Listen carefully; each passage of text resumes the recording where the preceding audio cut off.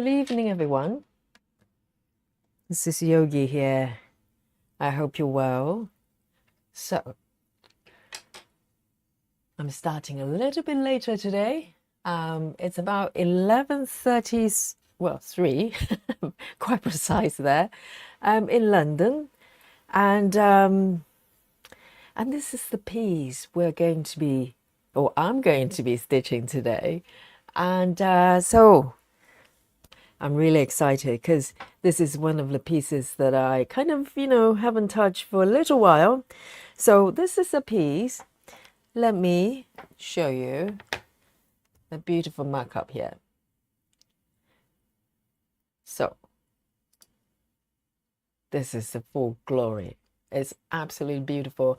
The simplicity of it is just a kitchen cupboard with things on it. But it tells so much about the lifestyle the person might have in this country house. And the tiles at the back of the shelf is also so beautiful and delicate. So I got this pattern probably over 2 years ago, but only since the beginning of this year when I started experimenting with half stitches that I finally got to work on this piece. But then, as you can see, I've got some progress here, but this is pretty much the beginning stage of a piece. And this is also a mini, so I'm optimistic about maybe at some point finishing it. Okay, so what I'm stitching on is a pre-gridded 25 counts even weave, and I'm using CXC floss. You can see this very full body here, very fluffy and really gorgeous to stitch. And I'm using CXC for pretty much all my 10 stitch projects. And I haven't done 10 stitches for maybe over a week now, so I'm really itching to do it. And let me just quickly show you my app. Hello, everyone. Let's see. Sarah, good evening.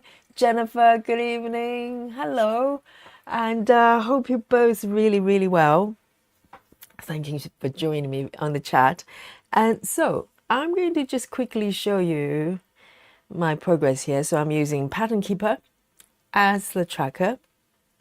And my progress here, well, you're probably not surprised, is 2.71. So I probably spent a few days working on this one, sometime maybe in January or February, and then kind of just moved on to different projects. But I absolutely love this piece. And also, this is a piece that it's from the same artist as the one I was working on. Let's have a look. What did I work on yesterday? It's all a blur. Yes, also a couple of days before as well. So yesterday I worked on the mini patch, sort of patchwork. This is what I worked on yesterday. This is from the same artist. And also a couple of days ago, if you remember, I worked on this beautiful piece. Okay, they're actually from the same artist. It's a Chiro Machete. If I butcher that name, sincere apologies. But it took me a while to figure out who the artist was. All I knew that these pieces probably were from the same artist, but I never really looked into the name of the artist. So I'm gonna do all the wrongs here. I'm gonna remember the artist's name, and I'm going to enjoy every single stitch from these beautiful pieces. So today, the method of choice is the same method that I use to stitch the 25 count half stitches kind of pieces. I've got probably 3 going on. And I think they're all mini pieces, and so I'm going to go block by block but also hopefully row by row as well. And I'll see how it flows. If I'm getting adventurous, I probably start doing color complete with some of them, see if they start to get too tight to stitch. So the reason I choose row by row is that I want to leave every stitch nice and open to have space underneath and not to get boxed in. And that's when, you know, particularly with something so full, with CXC floss, it gets a little bit sort of, you know, tight to stitch. You kind of have to squeeze your needles in, and I don't really enjoy that. So let's see how it goes. And so I am probably going to go for to start from these couple blocks here and then maybe move down. So generally I still want to maintain that diagonal line there. It's just a lot easier to kind of manage the thread and everything, but I'm not going to force it. As you can see, there's some deviation from the diagonal shape, but generally kind of soft diagonal in some way. So let me know what you're stitching on, and please join me, and you can come on the chat. If you've been lurking for a while, just come and say hello. It's good fun. So today, the reason I'm starting a little bit later is because on Mondays, I have sort of late evening class. I teach yoga, so came back a little bit late, just, you know, got something to eat, have a cup of tea or coffee rather, and sat down here to chat and stitch with you. And I couldn't wait. This is my enjoyment every night. And stitching is fun, but chatting with you is also super fun. So I'm going to start from here, from this block here. And I'm going to bring out the preview, the markup as well, so you can have some sort of reference there. It's really beautiful. The colors are so rich. And this is a fantasy kitchen cupboard, really. Maybe existed once upon a time in a stately house, in a country house. And it's just so abundant and beautiful. So I'm going to start by row and see how it flows, really. And let me move a little bit over here and make sure everything's nice and big there. And let me just turn off autofocus so it doesn't go crazy. So everything's nice and stable. And let's go. Right, I'm gonna pick up, I probably go from right to left and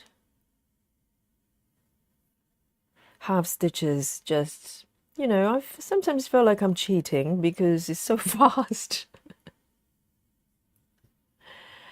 I never complain about being fast, really. And I'm going to dock it outside, below actually. So there's only one stitch up there. And then park it down below here. And I'm still exploring the ending methods for my half stitch pieces, because currently I'm basically doing if you look on the left, I just end my thread here and kind of park and dock below about 10 stitches away. I don't mind it, but I'm exploring possibilities of something that doesn't need to create, first of all, the sort of unnecessary bulk behind, because if you move below 10 stitches, it means you take the threads, and these are 2 strands, you know, downwards, and before you know it, you're building up quite a lot of thickness. And also it gets in the way if I need to part down somewhere there. Sometimes they run into each other. The end threads and part threads, they kind of run into each other. So I've been kind of just manage it as I go, but I wouldn't mind an alternative method.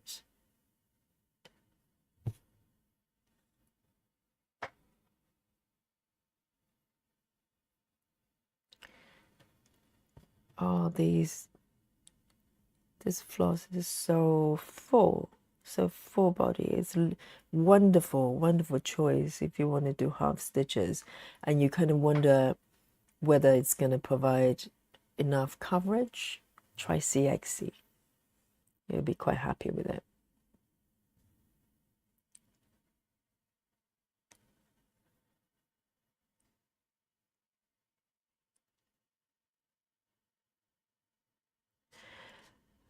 Because I kind of newly discover who the artist is for, the multiple pieces that I own. Actually, for quite some time, just didn't know who it was. So I went back to Heaven and Earth today and tried to have a little peek to see what other work this artist has. And I think someone in the chat mentioned that he's kind of moved on to a more fantasy direction. And I think the person was right, because all the pieces I've seen so far, and there are many, there's so many pieces of this artist on Heaven and Earth. I think I lost that thread there. Let me put it up.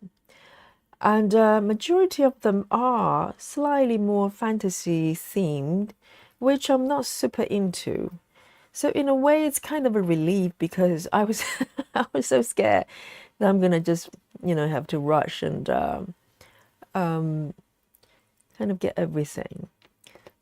So typical of the warm-up stitches.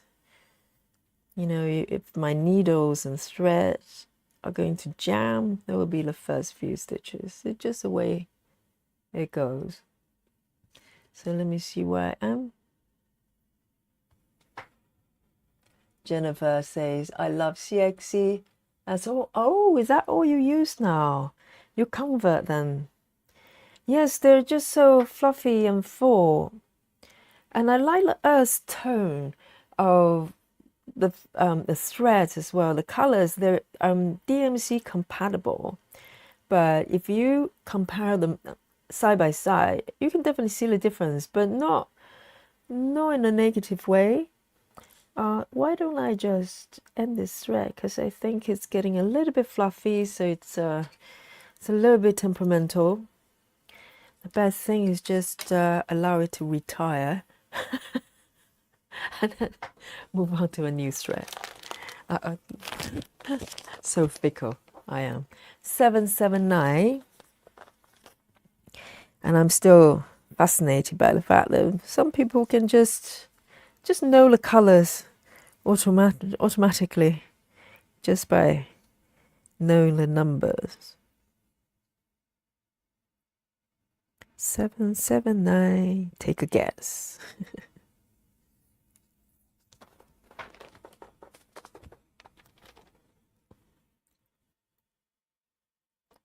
So on Mondays I teach in yoga class, and it normally runs a little bit late, even though it's a 1 hour class.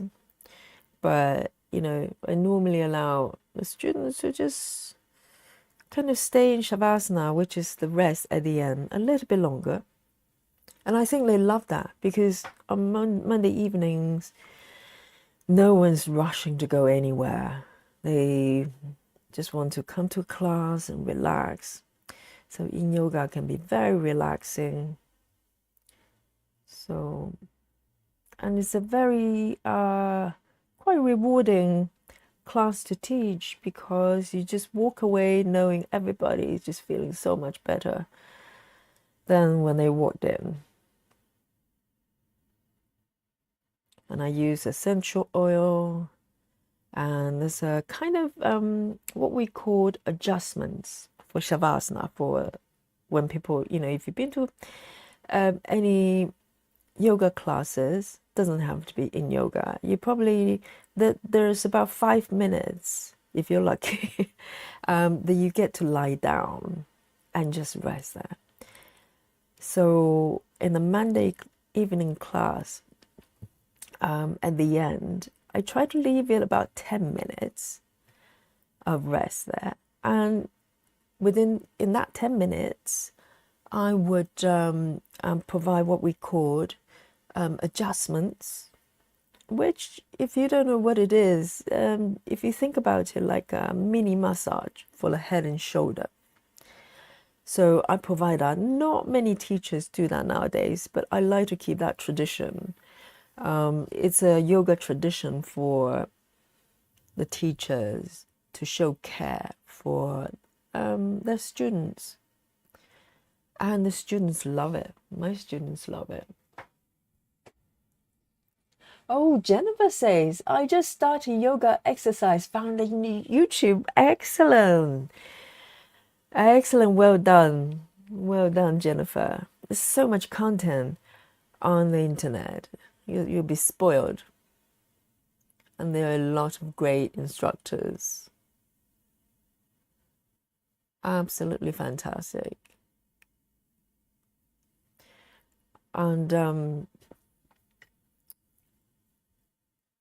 so with adjustments, the head and shoulder massage, it's not unusual to hear someone snoring after that because it's so relaxing and it's kind of an extended rest. And 10 minutes might not sound like a lot, but when you're in a deep relaxation mode, and particularly after adjustments, a lot of students never been to classes like this before. Very often it's kind of their first experience of physical adjustments, and they just couldn't believe how healing and how restful it is. So I take it as a compliment when I hear snoring. And never feel embarrassed if you sort of fall asleep at the end. For teachers, it basically means you're deeply relaxed and your body's healing, so never kind of feel embarrassed or apologize to anybody. And the teachers will wake you up. So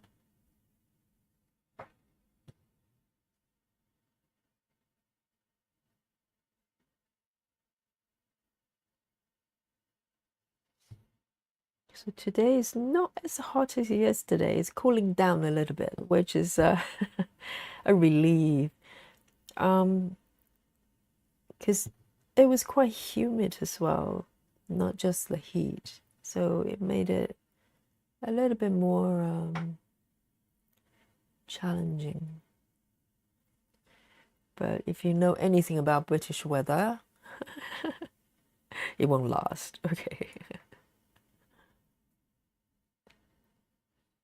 I'm going to dock it down here.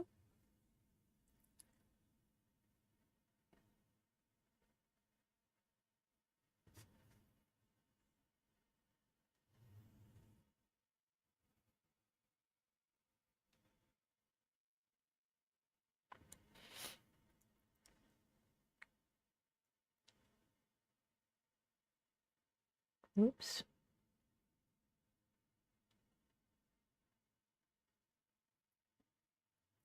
These colors are so earthy and so rich.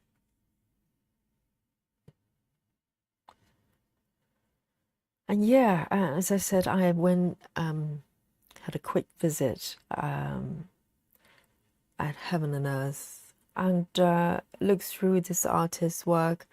And luckily, luckily, I didn't find anything there yet that I thought I have to grab it right away, which is probably a good thing.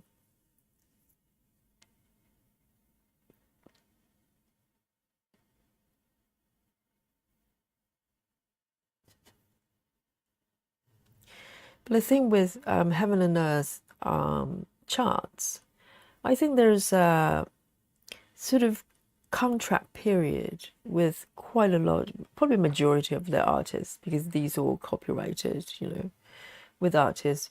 So there is a chance if you leave it too long, the charts might be discontinued. So, the moral of the story is if you find someone you really like, just grab it.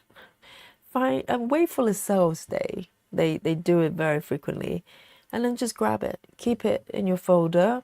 You don't have to stitch it immediately, but you don't want to look back and try to find it and it's discontinued. So you'll be gutted.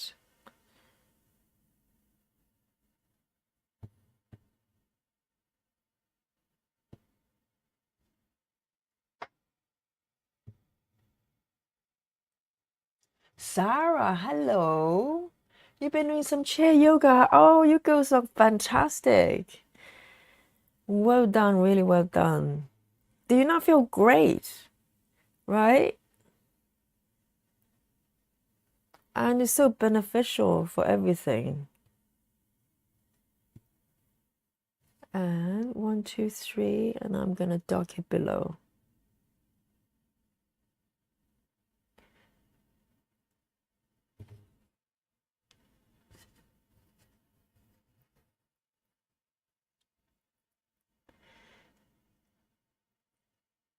And yoga is such that because everything with yoga starts with breath, and just think about it. When you breathe consciously and deeply, if everything flows, and it's the energy of the body, the blood circulation. Only good thing is gonna happen when you breathe like that and move as well. And it could be war yoga, it could be chair yoga, in yoga, the different forms that for everybody.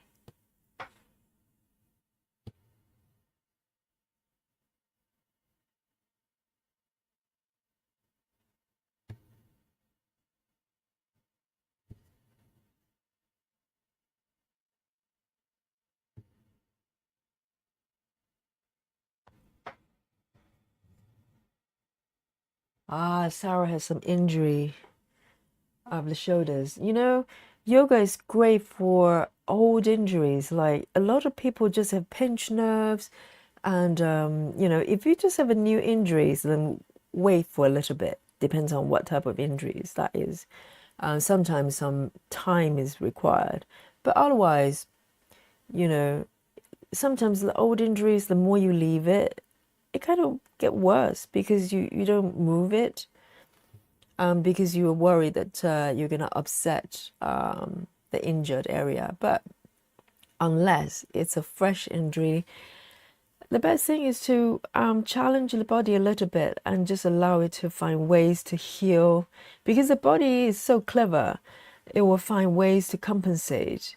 I've seen people with wrist problems and, sort of, knees totally kind of messed up because they run too much or whatever injuries they have. That doesn't go away. And yoga definitely helps. It helps to strengthen everything. So it's not like fitness classes. It's kind of focusing on body parts. Yoga focuses on everything at all times. All times. You're not just working your legs. Even when you're working your legs, everything else is working. So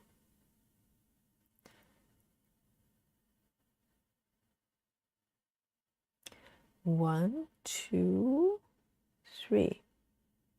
There. So if anyone who doesn't like a parking method, they're probably having a sort of slight panic attack right now because there's so many so many threats being dogged. Apologies.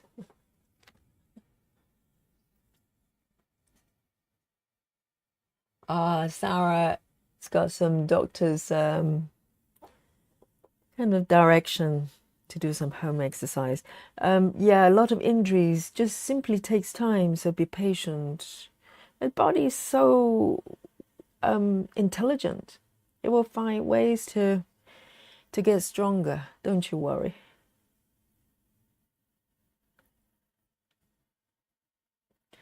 One, two, three, four.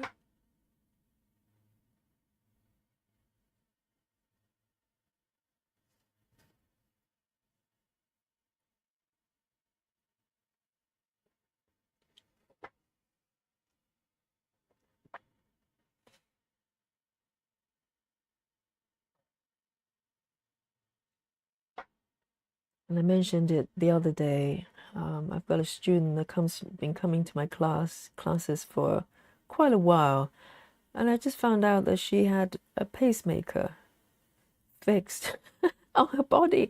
I thought pacemaker was internal. I didn't know that you could see literally cables dangling outside. I was so shocked, but she's just manages so well that she would modify her poses, you know, if she needs to. I give direction to modify, but you never know if someone needs something, something a little bit different.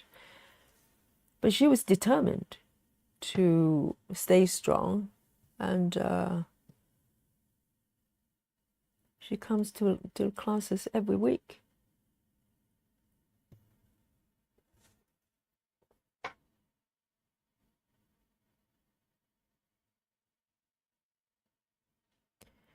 Okay, I need to introduce a new thread. Just one stitch wonder. 3 3 2 8 3 3 2 8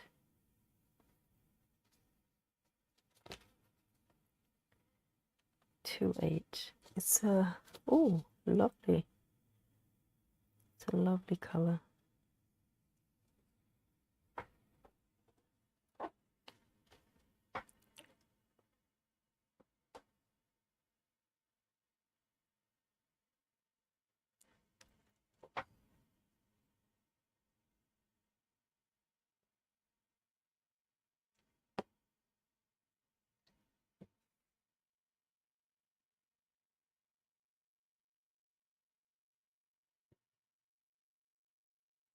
So the starting method for of my choice for half stitches, it works, but it's probably, I wouldn't mind exploring other options. I think the thing is with CXC is so full. With DMC, for instance, I will probably do a loop stitch without a loop, if that makes sense. You can do it on single strand or 2 strands without looping. But I think for CXC, 2 strand is just too thick. It's just not a kind of the best option. So what I'm going to do is to end this thread because there's only 1 stitch, and I normally try to park it and end it about 10 stitches away. So I'm going to just move it down the block here, and I like to tuck it down so it doesn't just flow everywhere. So that's a bit tidier. I think I learned this from Needle Ninja. She would do a slanted version as well. I've seen people do slanted, and it looks really neat. But I tend to just thread it downwards. So 3 3 2 8.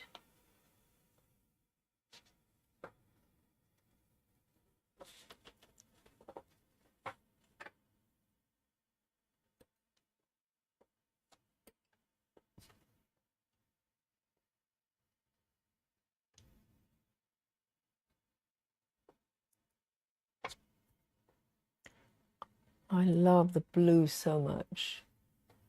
It's just kind of navy, well, I don't know, royal blue. That's the word I was looking for. It just looks so regal.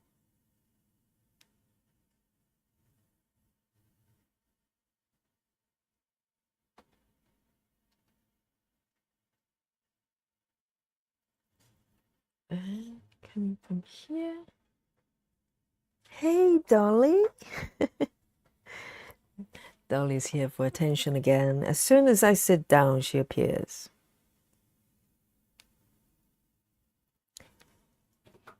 You okay, babe?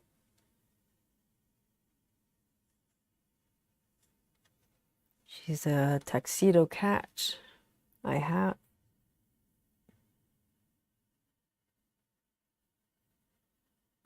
One, two, three.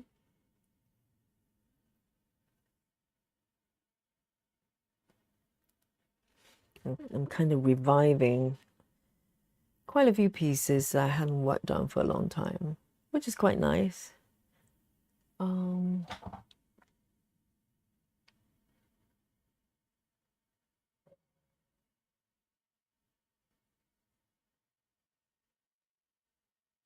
Two.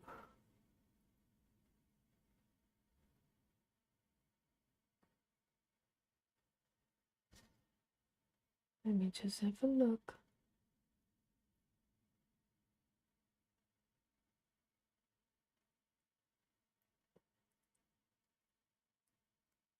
And 3A60.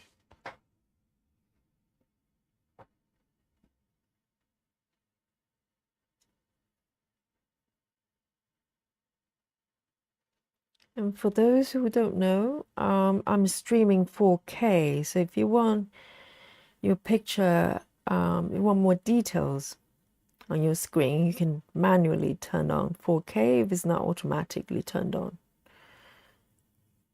So if you're on desktop, there's a tool icon on the bottom right of your browser. And if you're on mobile, I think it's upper right. So I always try to go for the highest picture quality possible when I watch YouTube.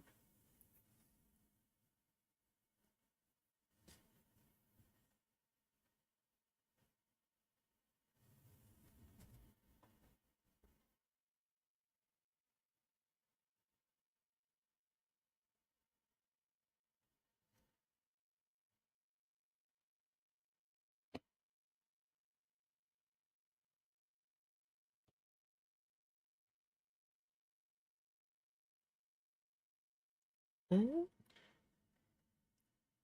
this one down, 1, 2. Actually, 1, 2 here.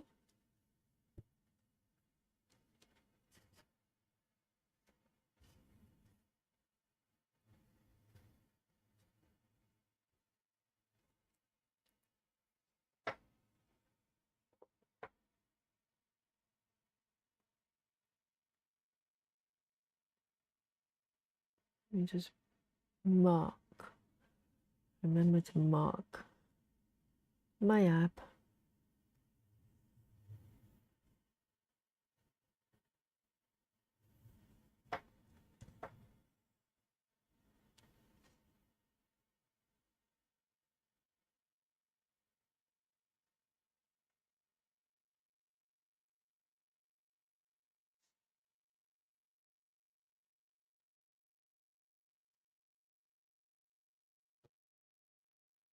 And stitch here. And I'm going to dock it. Okay, here. 1, 2.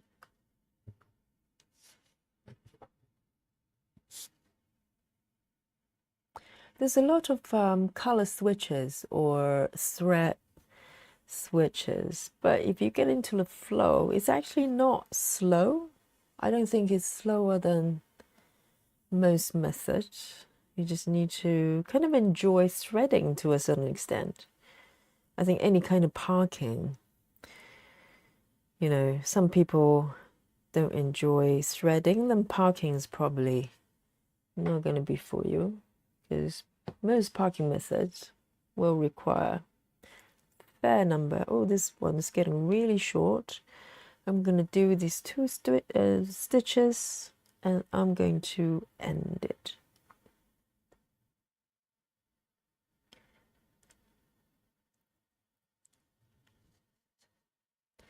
So normally with full cross projects, when I end it, I just bring the thread under one of the stitches and tuck the thread underneath. That's my favorite method. But I find when I do that with half stitches, it doesn't hide it very well, and particularly when you have two strands, that it just doesn't work very well. So I'm going to continue with my docking and end method. I don't know what it's called. I should give each one a proper name so you know what I'm referring to.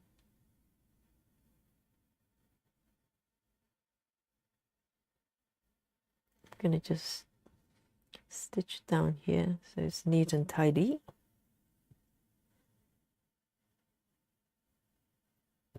So the downside of this method, as you can see, as I'm taking 10 stitches down, meaning that there's two strands at the back that I pulled down from here. So, depending on how many end stitches you have, I suppose if you park, it naturally creates a little bit of bulk.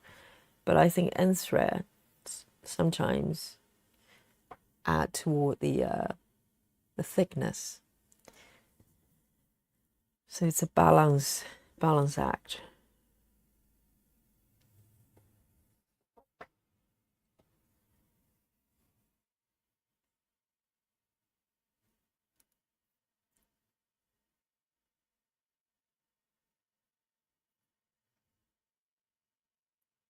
So again, one stitch here, but this one I can park in the block below. So I normally park down, and unlike what I did yesterday, which is color complete, with color complete, for some reason, I want to park to the right. That's my first option because I'm doing the staircase. But with this, I'm not sticking necessarily to the staircase shape. So my instinct is to part downwards first, and then maybe to the right, or maybe to the left, depends on where I am. So I'm less sort of strict, or you can say it's less consistent in terms of where I choose to park. It's the wrong spot, by the way. 1, 2 is here. So at some point, depends on my luck and and the pattern, I could potentially run into these end threads. So that's when it could get a little bit less tidy. It's manageable, but hey Lara, sorry I missed your message. Just saw that now. Oh, Lara says your adjustments for your students must be so nice for them. When I practice as a nurse, I gave my patients back rub every evening and they would sleep so much better. Absolutely. Never underestimate the healing power of your hands, or any kind of contact. And this is why, partially why I feel so strongly about doing head and shoulder adjustment. I mean, it's not always possible for classes because, giving adjustment essentially, in a way, you're giving your energy to the students as a form of care. And it takes a lot out of you. So I can't do it for a large class. I wouldn't do that because it will also take a long time. But it's a luxury you have when you have smaller classes. So I would this is the only class I'm able to do it because it's a smaller studio. So I normally have about 10 to 12 students. so I have sufficient time to go around everybody. Imagine, like Sunday morning class, I have sometimes up to 30 people. There's just no way. There's no way you can go around 30 people. And also it's the energy, the capacity you have as a teacher. If I were to go around, and provide adjustment to 30 people, I'll be exhausted for the rest of the day. I can do yoga all day long, but adjustment is a different thing. It's a different kind of energy. So 3863. And I think particularly after COVID, just the nature of that event, that people kind of learn to be distant from each other, as if there's something wrong with physical contact. We had to sort of stand far away from people and not to be in the same room, at the height of the lockdown. And it made everything so weird. 3863. And another sort of element on top of that makes it so strange is 3863. Let me get my thread first. Oh, I lose my plot. Is the whole, how can I say it? The whole sensitivity about physical contact, even under really normal situation.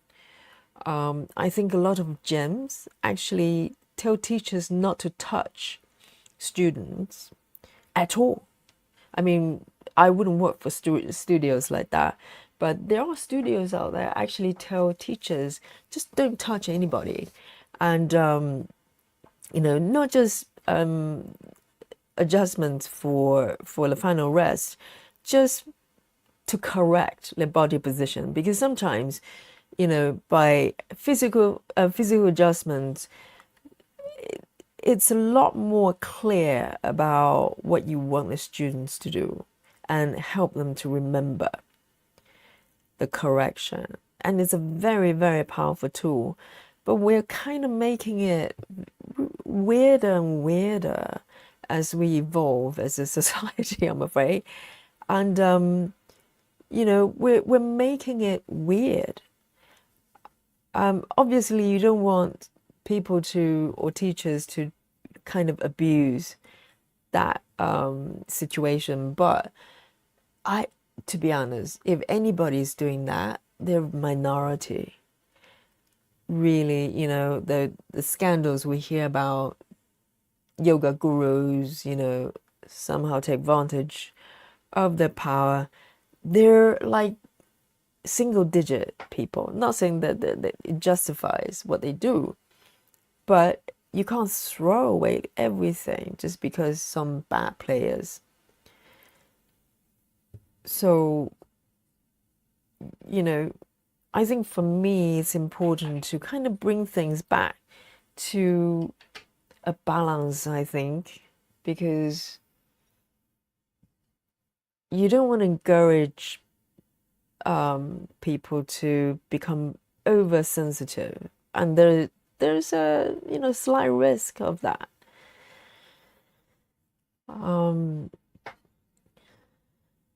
It's okay to shake hands, it's okay to hug people when you greet them. There's nothing wrong at all. 3371.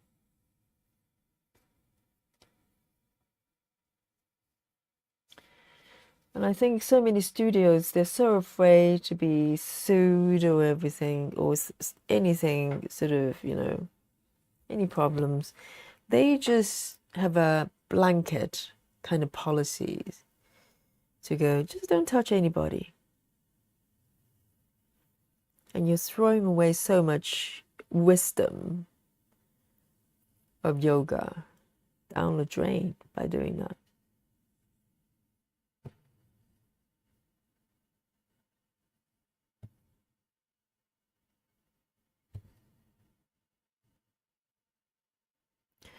And there's a fellow teacher of mine.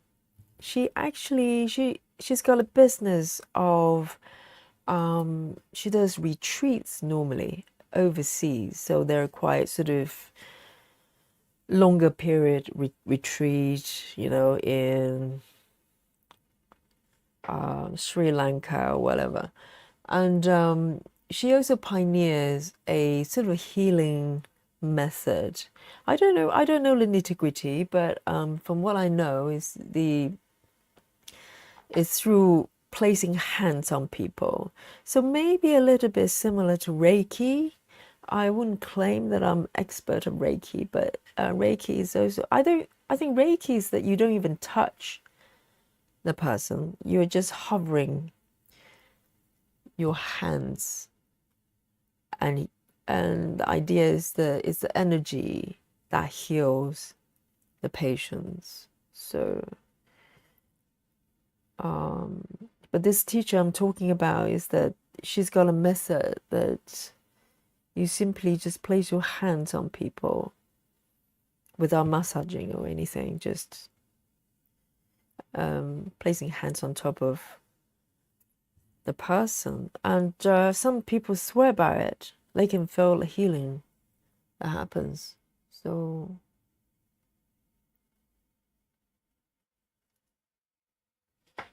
hey Vega, good morning. Yes, I remember you from Japan.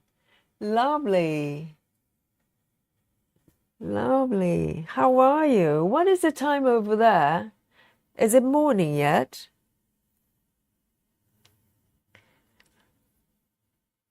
I'm starting a little bit late today, so hopefully maybe catch some people that normally can't make it to my streams.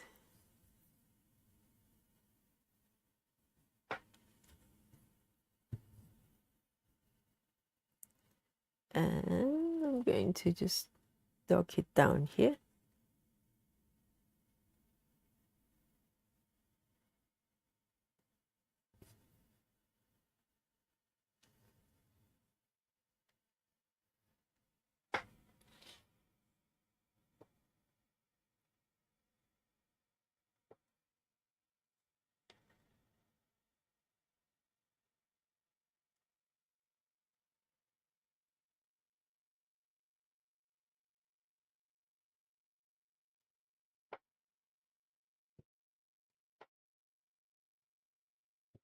Eight 20 a.m. Not bad. Not bad. Very civilized. A lot of early risers in Japan. So there was a lady, who was Ashino. She got up at 7, and she was saying, "Oh, I overslept." 7 in the morning. She thought she was oversleeping.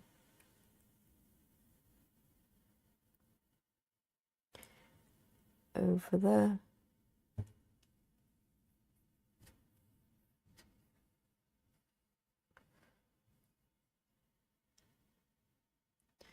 think that's why people in Japan are so healthy.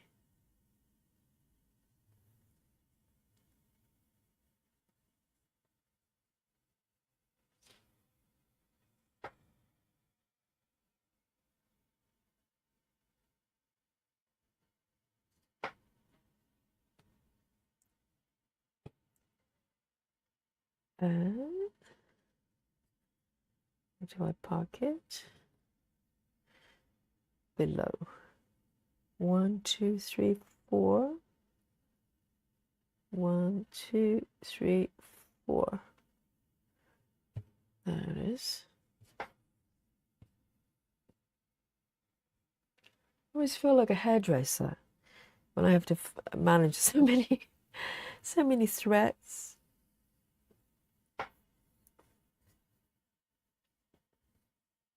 I think that's what hairdressers do. 3, 8, 5, 8. 3, 8, 5, 8.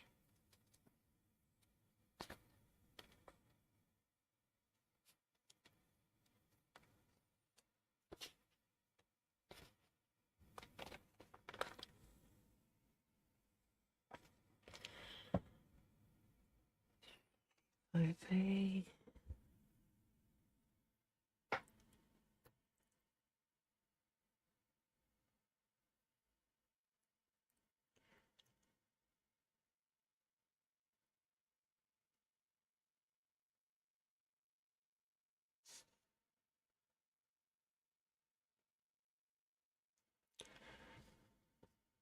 then I'm going to start from here, a loop start.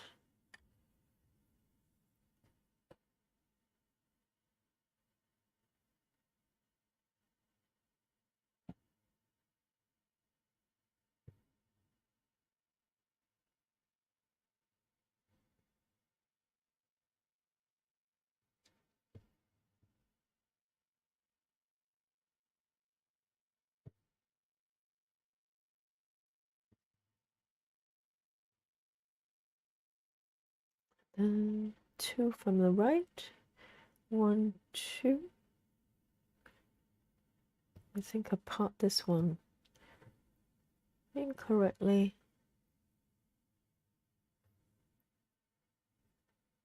Let me see, 2 above, 1 below, 1, 2. I'll figure that out.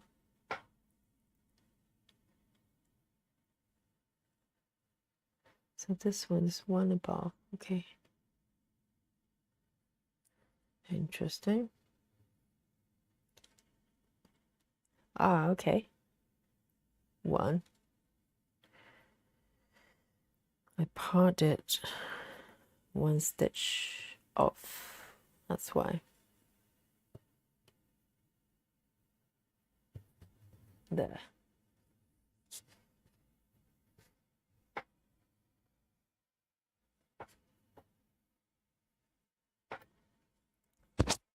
Oops. 1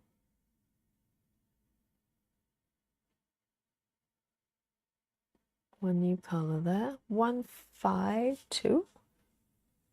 152.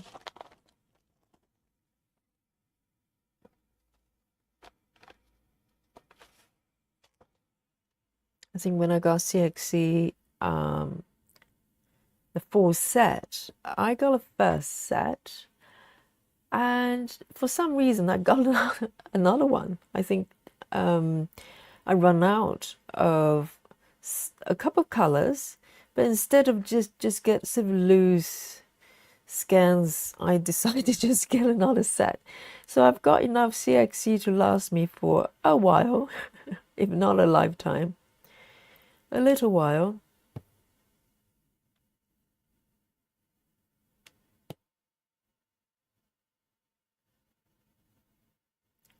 Let me start again.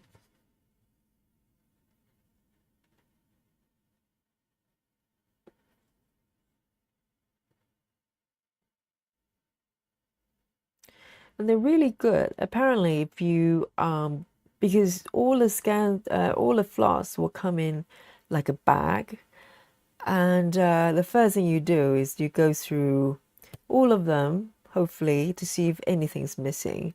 And if anything is missing, they're very good at just send you the missing ones. They're not going to give you any problems. That's what we need for customer service.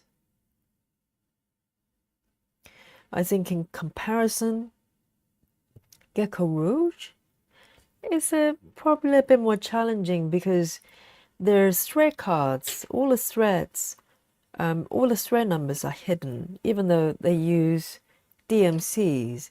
But when you get the thread cards, you don't know what they are. Everything's numbered from 1 to, if the project requires 70 colors, you'll get 1 to 70. And you don't know what the color, the actual DMC number is, because they don't want you to know, to protect their copyright of the chart. So you can't just get the chart and just get the floss yourself and start stitching, because their business is to sell you the kit. Really, it's customized, made to order, so to speak, but they're not a pattern seller like Heaven and Earth. They sell you kits, so they don't want you to just get a pattern and just get the floss somewhere else. So it's a bit tricky if you run out of any thread, for instance, for whatever reasons. You have to go back to them. I don't know if they actually reveal the actual thread number, but they might send you some, from what I heard. It happened to some people. And, but it just, I don't know. I kind of understand why they do that, but they create so much problem when you, so for instance, I try to import my Gecko Rouge project to Saga, Cross Stitch Saga, the app. And because the app doesn't recognize the thread card number because it's not numbered properly, the chart just came out totally messed up, and I'm not able to fix it just yet. I have to manually go in, try to find sort of representative colors. It's just a little bit of a mess. But with Pattern Keeper, they actually created a special thread card if you're using Pattern Keeper. So at least they're doing that, but it's just hassle, really.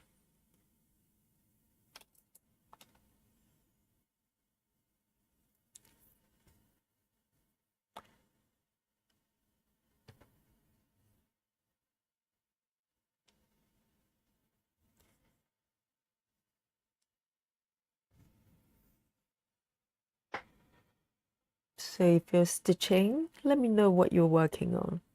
I'd love to know.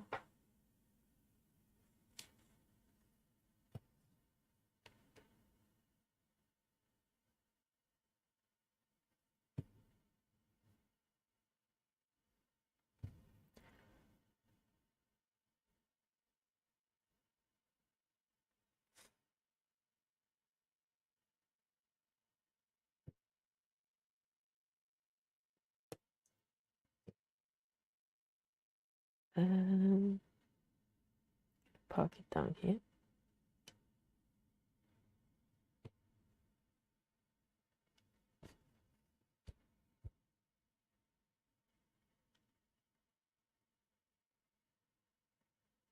I think one row at a time is probably the best, because it's so neat and tidy. If you see the stitches, it's just so even.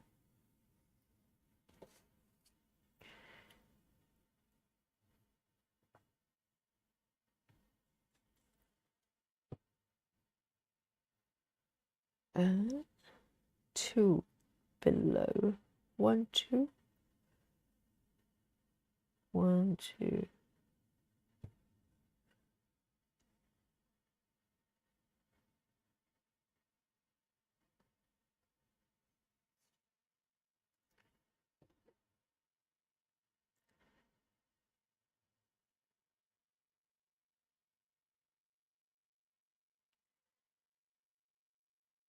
So one of the things when I do the shoulder adjustment is to kind of press the shoulders away gently. Use my body weight, kind of lean forward. And you wouldn't believe how many people, you literally feel their shoulders melting away because we're holding so much tension around the shoulders without knowing. We're just walking around with a lot of tension around the shoulders. And, you can do stretches and consciously relax the shoulders. But sometimes when someone just, not even massage, just pressing down, apply, some sort of weight down, and use the gravity, it feels tremendous, because then you notice how much unwanted kind of energy you're holding on your shoulders. And that's the power of adjustments. I'm gonna end this one.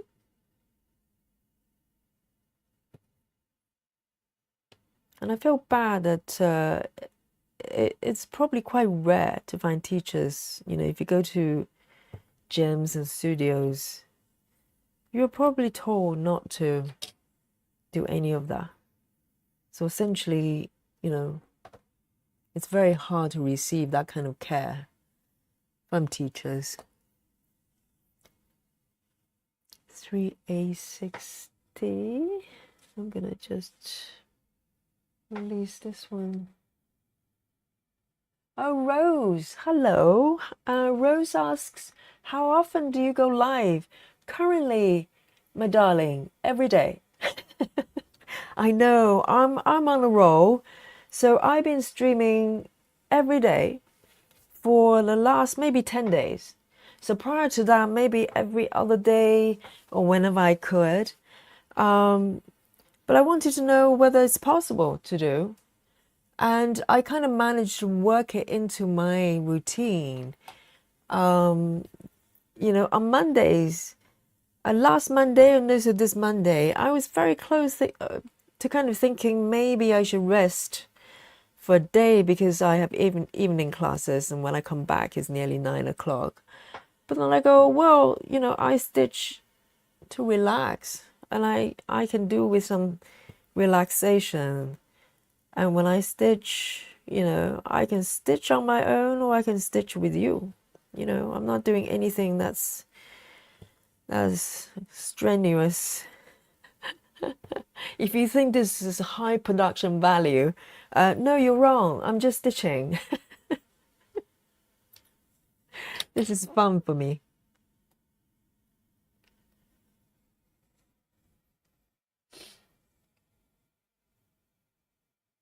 Yes, please, Rose. So the start time is not always the same every day. It would be impossible for me to kind of have a fixed time, but roughly around UK evenings. So, you know, today I'm starting a little bit later, and it happens sometimes, but normally around 7, 8-ish UK time. That's when I'm kind of ready, settle down, and ready to do some stitching.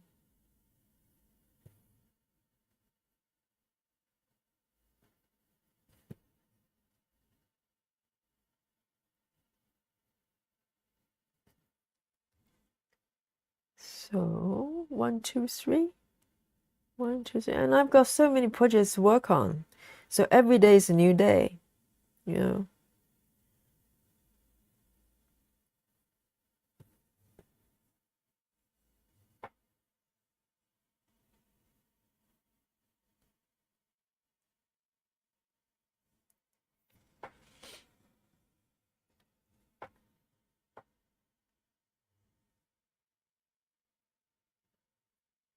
Just one stitch here, and then I'll park it down, or end it rather, end the thread.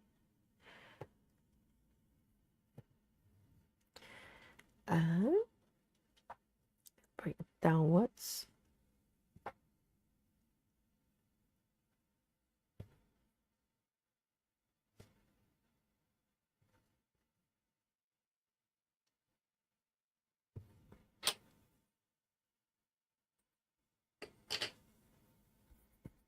Three, 7, A7.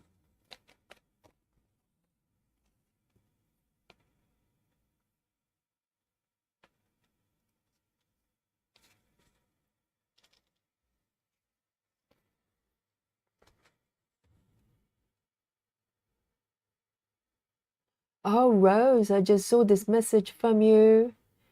So you're working on Deer Creek by Hade. Ah, in about an hour, I'm still online, I'm sure. I'm starting late today. Oh, hi, Shanna. Yes, this one is gorgeous, isn't it? Good evening, Shanna. Welcome to join us. I know, there's so many beautiful pieces. This is my fantasy kitchen cupboard.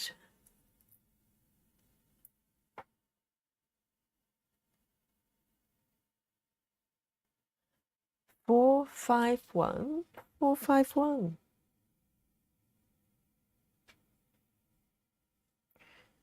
Let me dock it properly.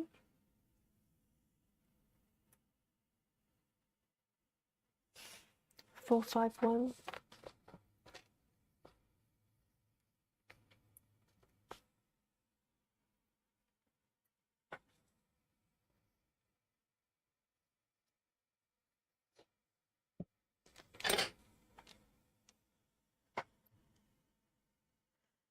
And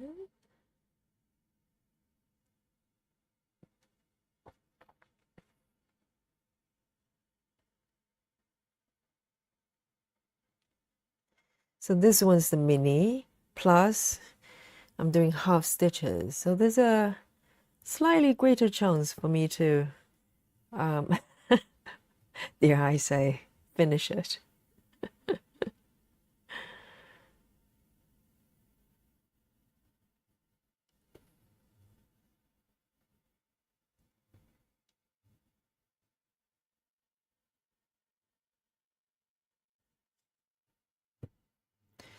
And I'm going to bring this one to the block to the right.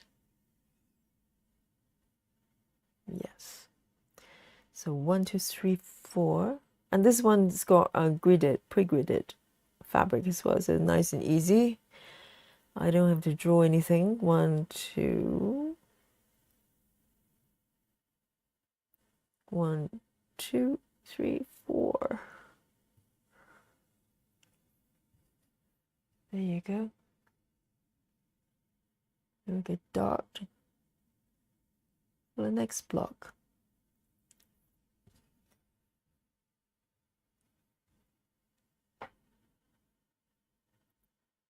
And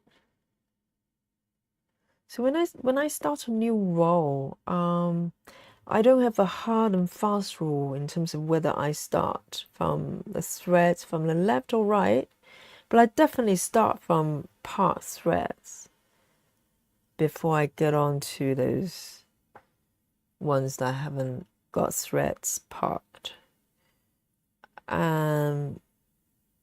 Really depends. Sometimes I start from the left, sometimes I start from the right. It probably doesn't make any difference. And I'm going to park it down here. I'm going to run into these park thread, end threads, but I'll manage. 1, 2, 3 down. So let me do it this. 1, 2, 3, and then below. This is where it gets a little bit hairy. It's here. This one below. In fact, why don't I free some of these dot end threads, because they'll probably already get stitched down. So instead of trying to pull a needle through these stitches, let me just free them. They'll be all right.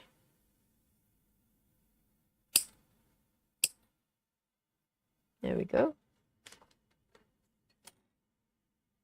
Now,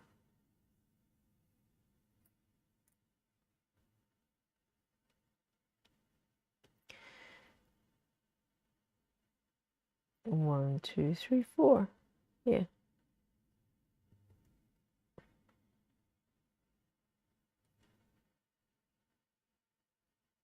Yep, that's the correct one.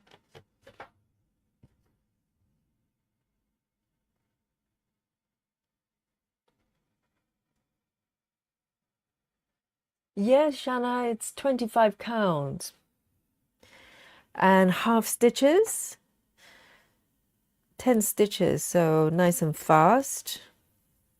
And because CXC is so full, you really can't tell. If you look at this, you probably can't tell that's half stitches. You don't really see that slanted direction. Sometimes you see, maybe with DMC, dare I say.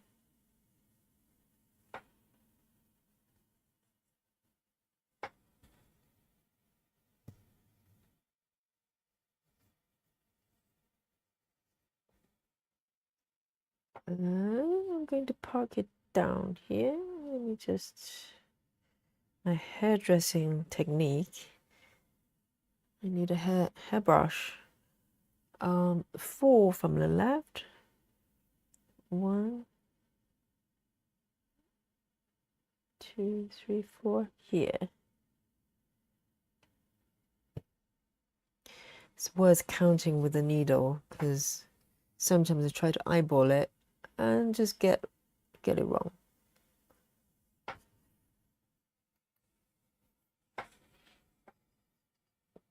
Shana says, I started mine going left to right in 10 by 10 blocks all across the top. Then the next row, I did right to left with part threads. 10 by 10 blocks. Right. Yeah, I know someone like what's the lady's name? Needle Ninja. She does half stitches, row by row, a lot, and I learned a lot from her. But she would go for odd numbers, she goes from left to right, and even numbers from right to left. I don't know why she does that. It must be a good reason. It's just I haven't figured that out. But I kind of start randomly from left to right. Depends on how many part threads. If there are quite a few, I probably go from right to left. It's kind of just tidier going this direction for me. But yeah, but no particular order. But I'll pick one side or the other. I wouldn't just go right in the middle unless I have very good reasons. So let me see. I think it's just doing the way that flows. If it doesn't flow, then it probably not working for you in some way. But 1, 2.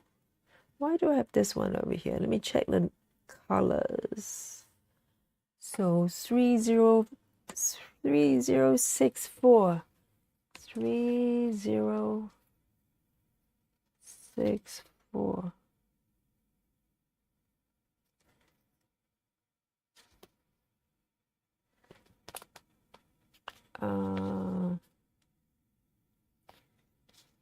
Okay, so it's this one. So this one's correct. What is that one then? Good question. Let me have a look. Okay. It's parked correctly. I just forgot to mark it on my app. It happens a lot and I get confused. Seriously.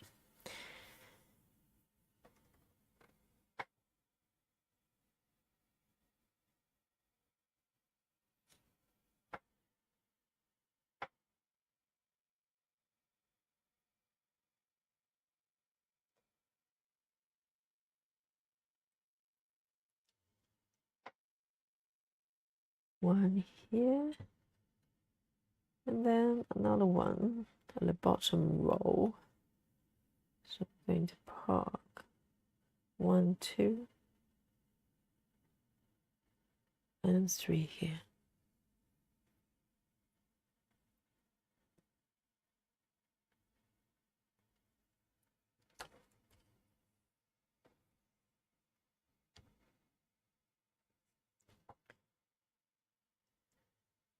And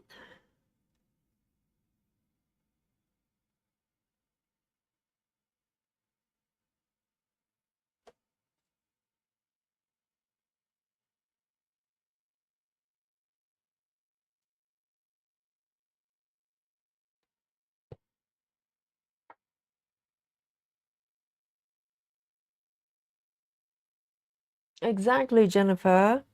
I'm wondering that too. Because I love her content. She's so calming and I love the way she stitches.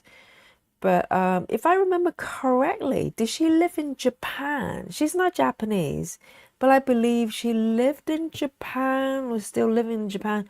I'm not too sure because sometimes she would kind of tell her live story. I love that lady. And I hope she'll come back and make some more content for us.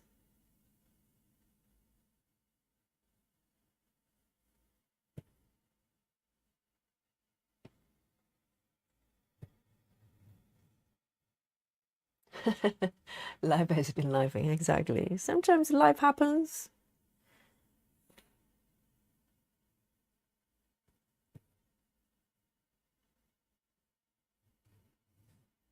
And also it's a momentum thing as well. I think if you park it for a while, it takes a little bit more motivation and effort to want to go back. So it's about finding that passion again, you know, that drive again.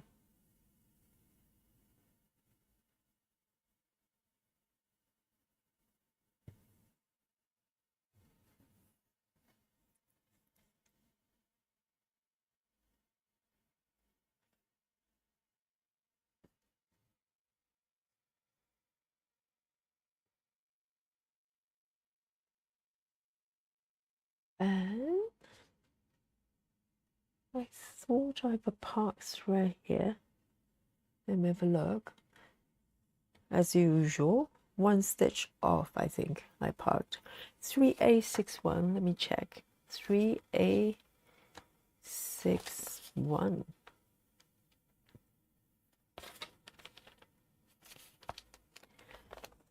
And this reminds me of when I started this full coverage journey. In the very beginning, and I talked about a little bit about this yesterday when I stitched the piece yesterday, the quote patchwork quilt rim. The first attempt on 14 counts, I actually just used random threads, the floss I had in my drawer up to that point, and I tried to sort of eye matching the colors and find the closest colors there. And before I decided to, eventually get a whole set of DMC, I actually went ahead and get a book. You know the thread booklet that you can get from DMC, the color charts. Actually, let me just dot this one, and I'll see if I can grab it. And the charts with real threads, it was actually quite pricey. Actually, I was really shocked. I can't remember how much that was, but you can also get one that's just printed, and that's a little bit cheaper. And at that time, I really didn't know whether I was going to enjoy it. I didn't know I was going to just fall into this rabbit hole. So I went for the cheap one, the printed version. And I got it. I tried to use that as a reference to find threads that I already had. Try to match it. I thought, well, that would still work out cheaper than getting the whole set of DMC. So I kind of, couldn't make up my mind for quite a while. And I was trying to find a way to make it work.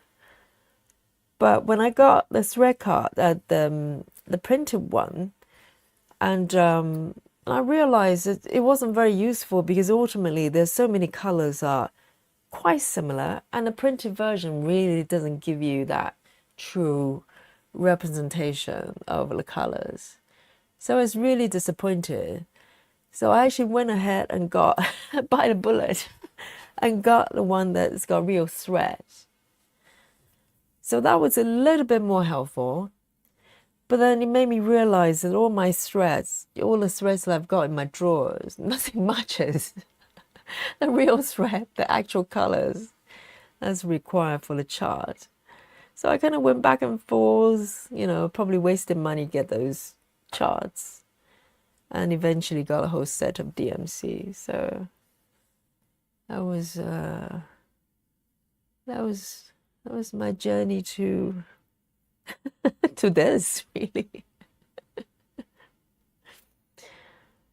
Let me see. 1, 2, 3, 4, 5. Huh. 1, 2, 3, 5. Here.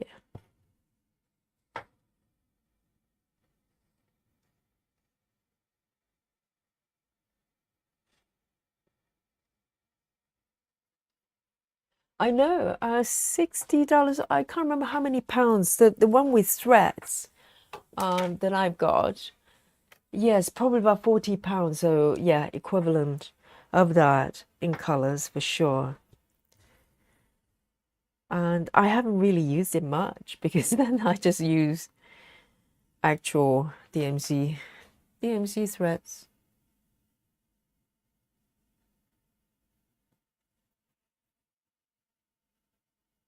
So sometimes when you find try to find shortcuts, you just end up spending more money and effort. So 1, 2, 1, 2, that one.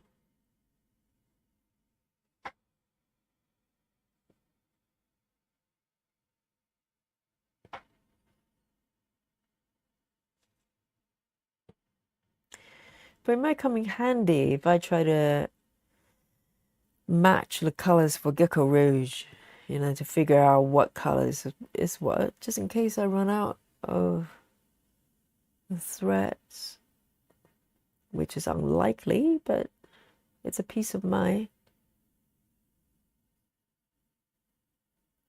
Let me see, let me jump over here for one stitch. Huh. Let me see, that one belongs to the next block.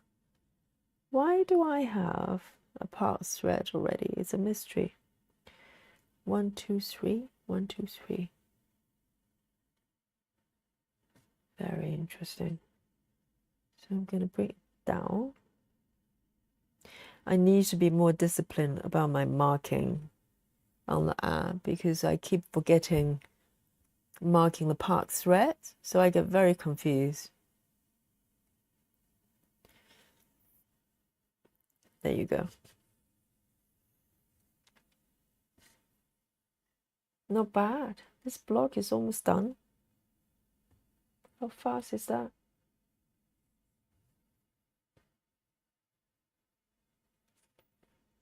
And for the final 2 rows, if I need to end any threads from the final 2 rows, instead of parking it down here, which is too close, I'll start to part downwards, the block below. So that's kind of my current rules. Let's see how it goes.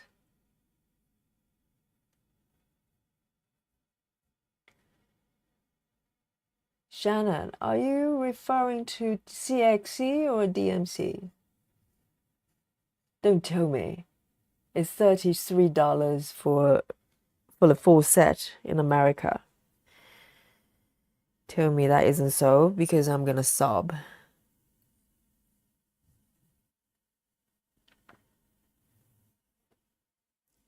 $779.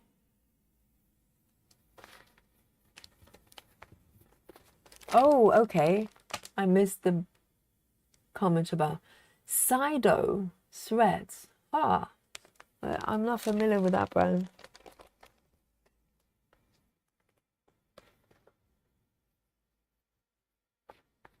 So that price isn't bad at all then.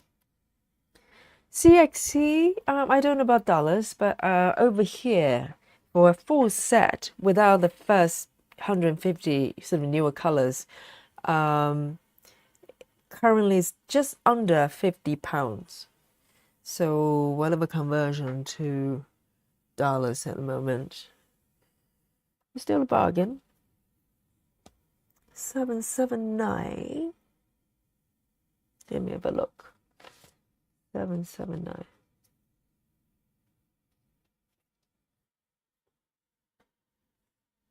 Okay.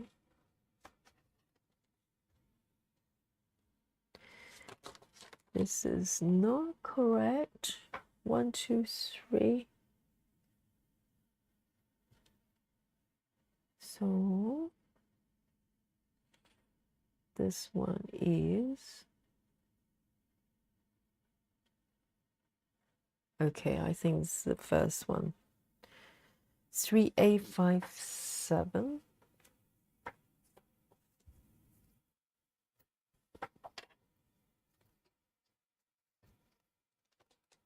Right. It's my own fault. I popped one stitch off.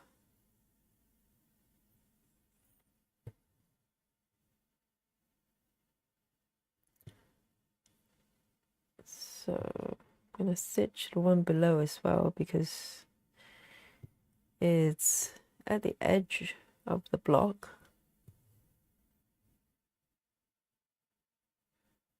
It's so fast.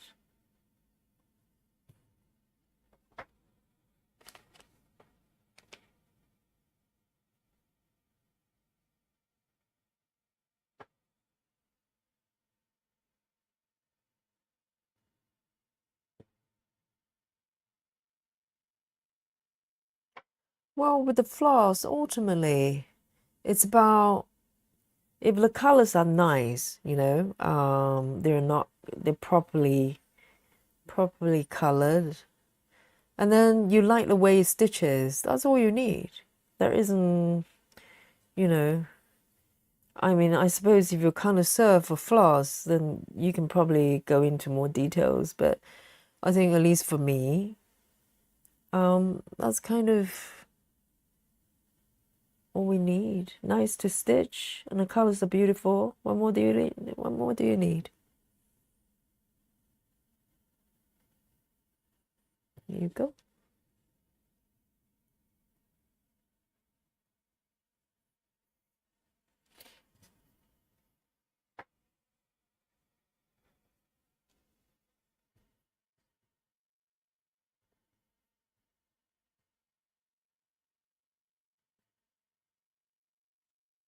And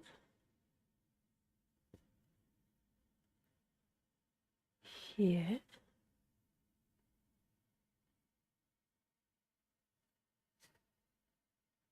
1, 2. Okay. So I'm going to 1,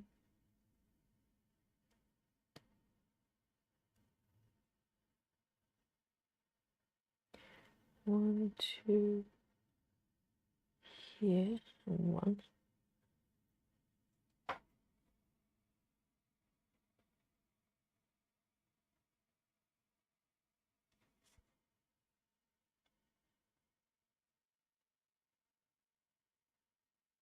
One, two.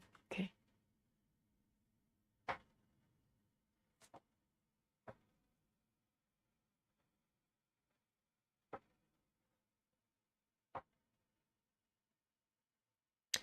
Yeah, so with floss, if you the only way to find out sometimes is to try. And also I'm sure there are reviews out there, unless it's totally unknown brand.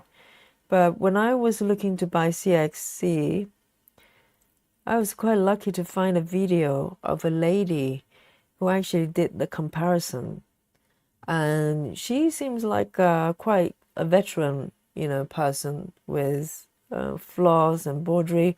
And she did some analysis about how the threads were kind of made and colored, etc.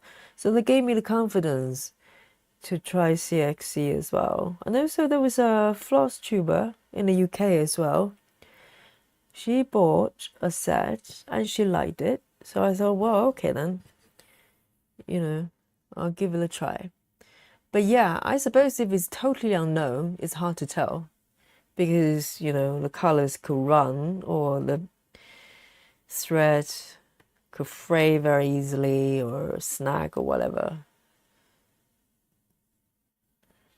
You will never know until you try.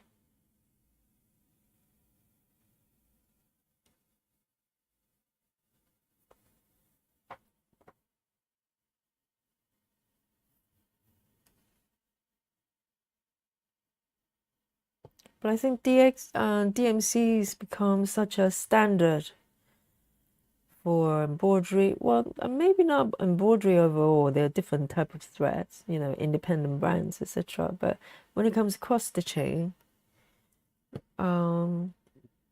majority of the charts were charted using DMC color charts, so they kind of dominates the market really.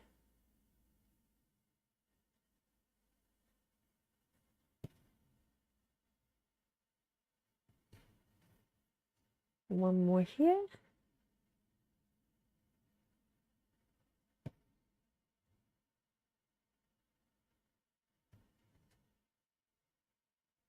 I'm going to park it down here.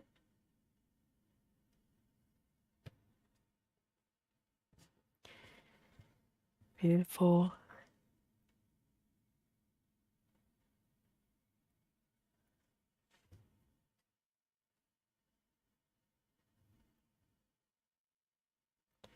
And before I go ahead and stitch the final row, I'm going to just going to remove the end threads here because they should be tucked down quite nicely. So I'm going to just remove them to get them out of the way.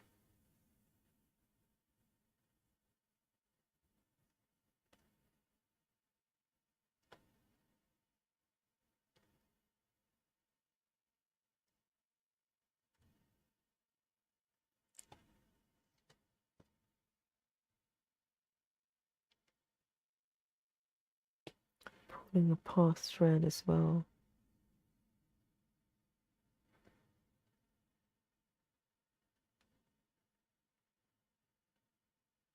See, this is the issue with this parking method.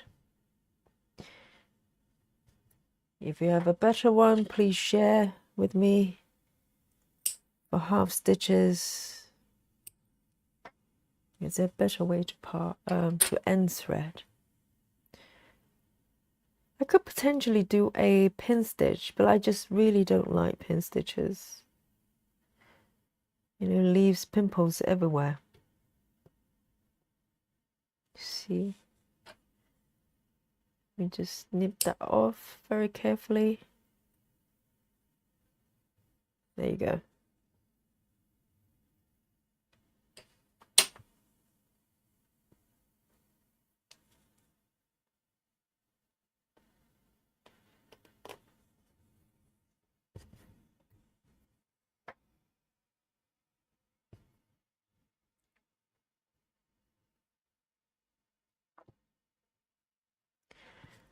And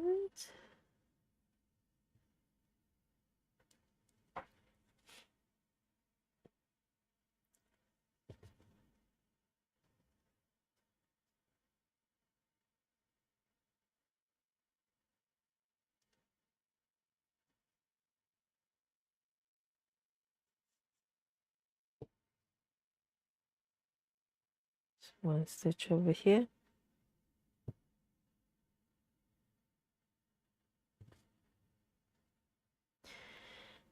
And then I'm going to part down here.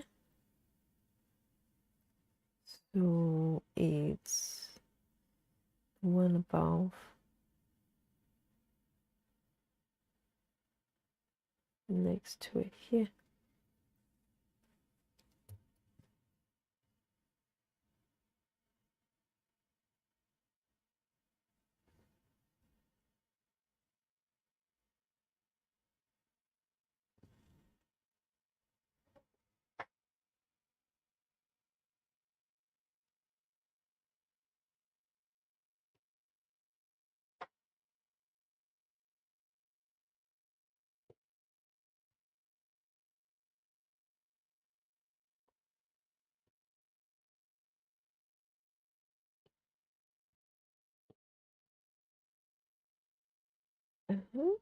I'm going to part down here.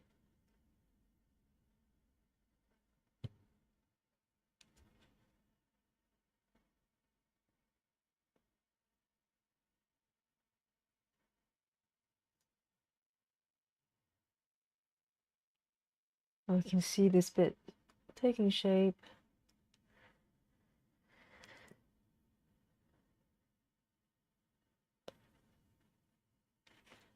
Sometimes when you're stitching, you're just so focused on individual stitches. But when you zoom out a little bit, you suddenly realize what you're stitching.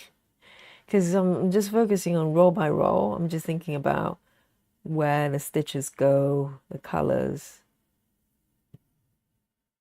Sometimes I'm not even aware of what I'm stitching until a bit later. 1, 2.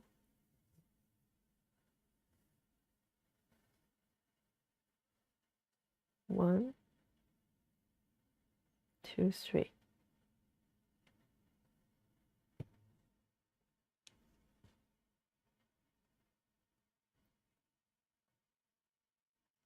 One more stitch and this block is completed.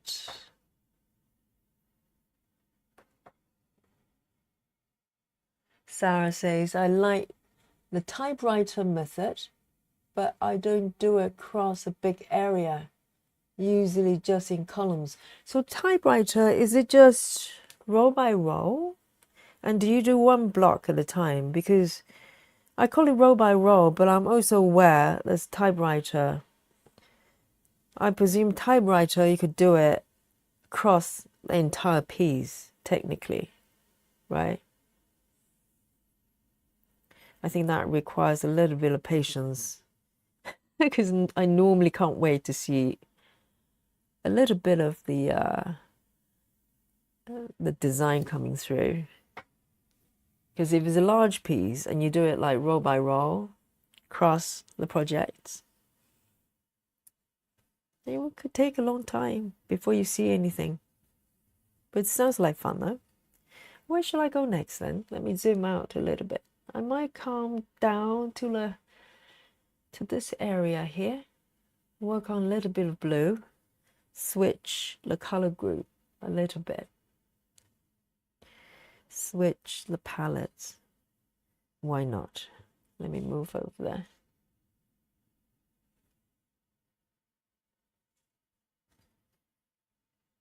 I love the blue, all the blue colors there.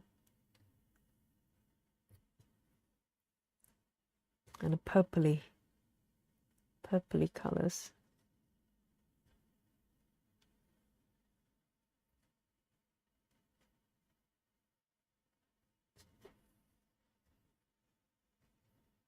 Just put it over there.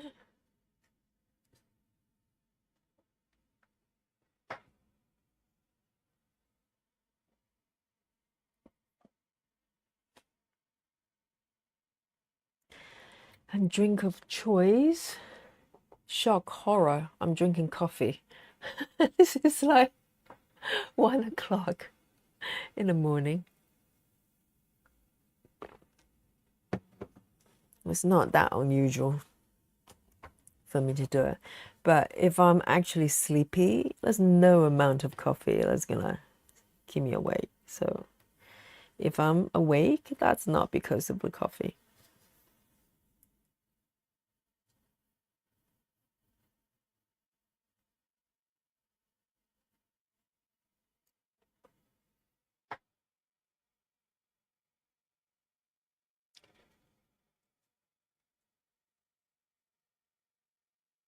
Sarah says is choosing the topmost left symbol and stitch until the thread runs out. Oh, I see. Okay. So it's not color complete of the entire row. You just let the thread run out and you pick the next symbol. That sounds like fun. That sounds like fun. Yeah, is there parking or not? The most left corner, no parking. Stitching mummy's method. That sounds interesting though. So gradually you are creating most likely some sort of diagonal. No, I'm trying to think. So if you pick one color, stitch till you run out. Oh, but you do keep that horizontal row going, don't you? So eventually you are reaching further and further to the right on that single row until you complete the entire row of that piece? Or do you oh, let me start from this one. Or do you define like a page or something? I suppose it depends on how big the project is.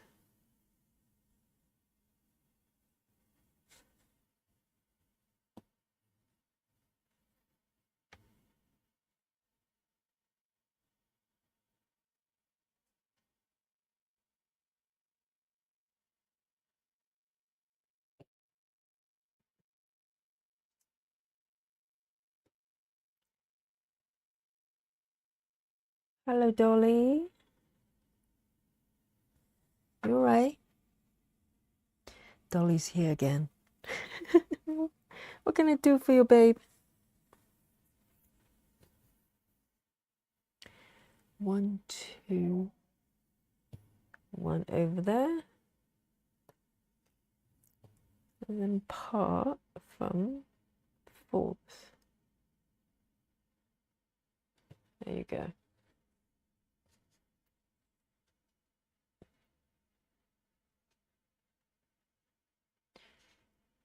Move it over there.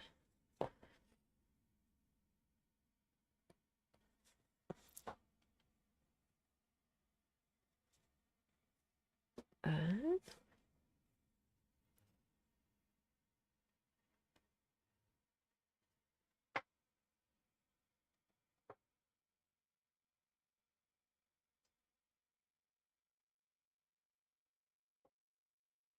I see, Sarah. So you can go across. So technically, you could go across a single row throughout the entire piece, but you're allowed to pick an endpoint, like a page or how many blocks. That sounds like fun, actually. I might find a piece to try that. Because I kind of just thought, well, if you have to stick with single row all the way through, that's a little bit challenging.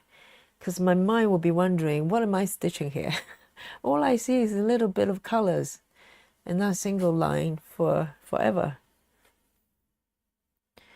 So if you do it like, let's say 10 blocks or a page, then it might be interesting to do.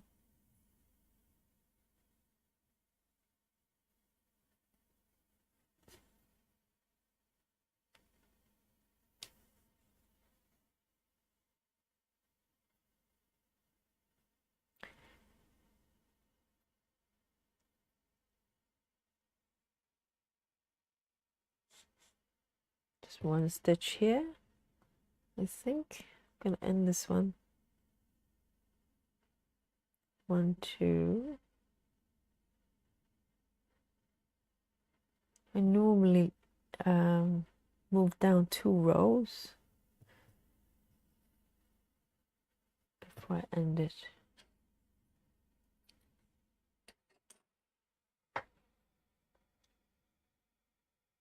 Ah, so you can do blocks? Okay, blocks or a page. You probably want to go beyond just one block, because then if you do one block, you're essentially doing what I'm doing ish. I see.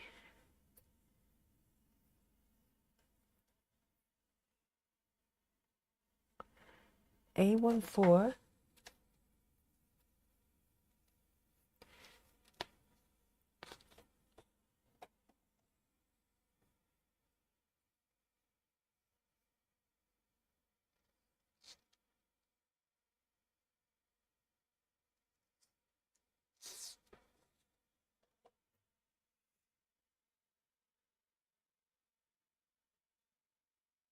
So let's say if there's a color, there are only 2 stitches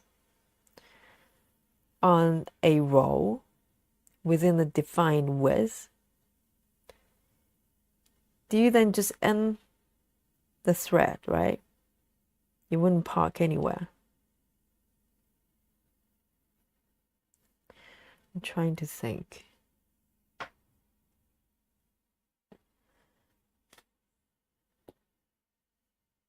Ah, okay. So my question would be, so let's say if you, for whatever reason, you decide a width, you want to go across 2 pages, and then you have a color. It's got only 2 stitches on that width, but the first stitch is on the left side, let's say within the first block, and then the second stitch is on the end, the last block, hypothetically, right? Would you stitch the first stitch, end it, or would you take your thread all the way to the last block and stitch that second stitch? What's the rule here?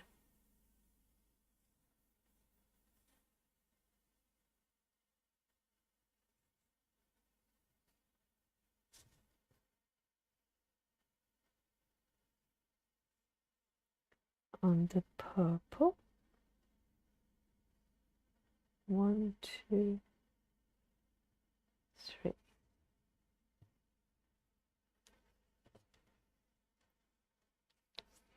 Because I'm trying to play mental chess.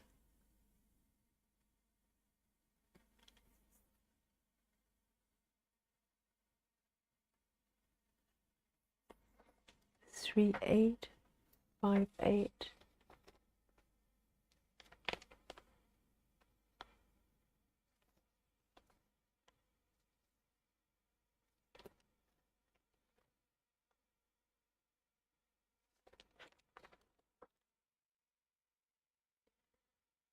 Three, 8, 5, 8.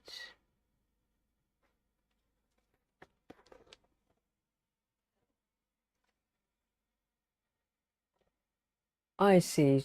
So if the first stitch on the first block, second stitch is about 20 blocks away for whatever reason, you just take the thread over. Ooh, that might give me a slight cold sweat there. So if I were to do it, I'll probably narrow it down to, ooh, I don't know, 10 blocks. Just beyond that, I might get a little bit of a panic attack. Or I'll just have to break the rules.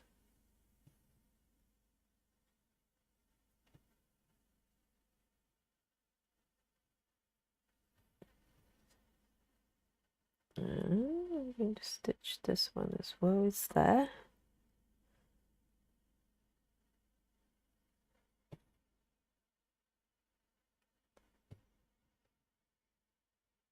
One, two, three.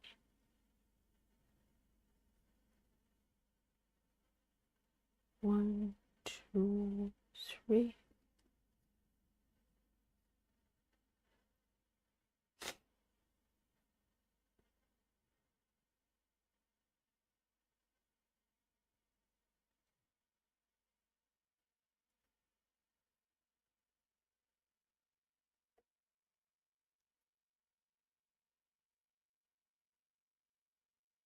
Oh, I've got some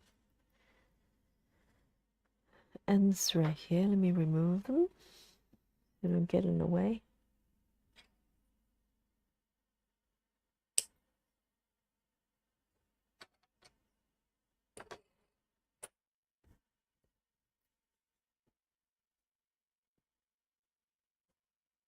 One, two, two, three.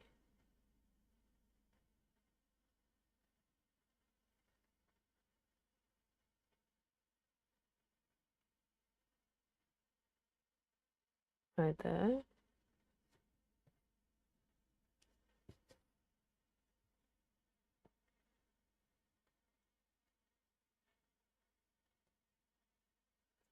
Three, 7, 2, 2.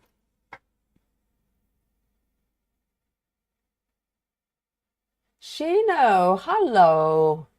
How are you? Yes, I'm working hard. Stitching. How are you, my darling? It's morning in Japan. I know.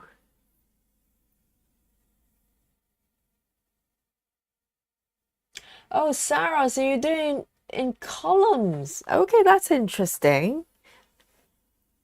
That's interesting. But when you say column, how many blocks down? Well, if it's 10 stitches, then it's a bit more doable, isn't it? It's basically what I'm doing here, but just keep going down, right?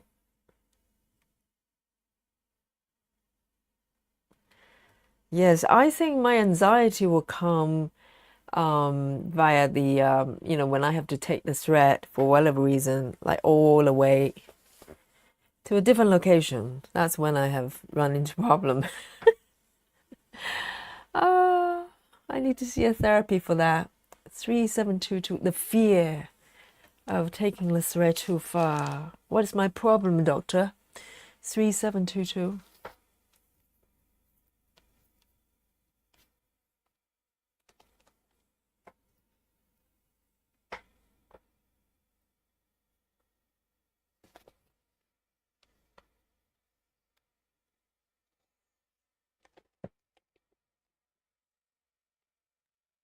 Oh, I see. So you do 10 stitches, one block wide, and then go down until the thread runs out. Interesting, interesting.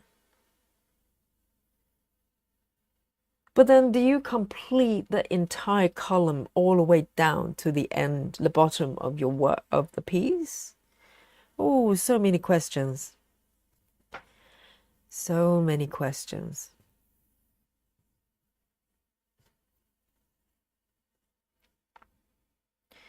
This is like a mind experiment.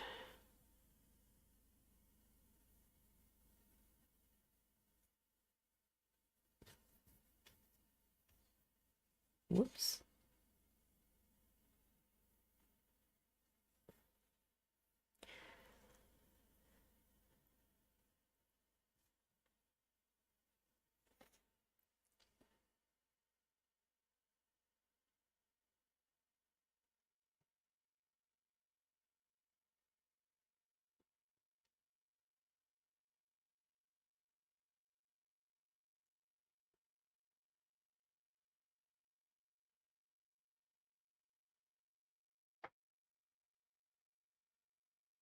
Shino says it's 9:25 in the morning in Japan. I woke up at 6. So you overslept 1 hour, correct? You're early riser. Because Shino said last time she woke up at 7 and she said, I overslept for 2 hours because she normally wakes up at 5. So you've been really naughty today. You overslept for 1 hour. Oh, how dare you, darling. I'm gonna take it down. 1, 2, 3, and 4.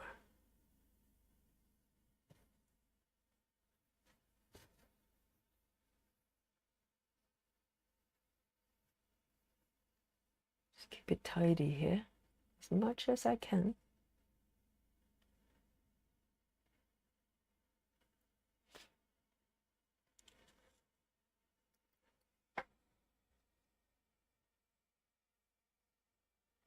Sarah says, I go to end of page or something, or just half a page. Okay, so there's an end point downwards as well.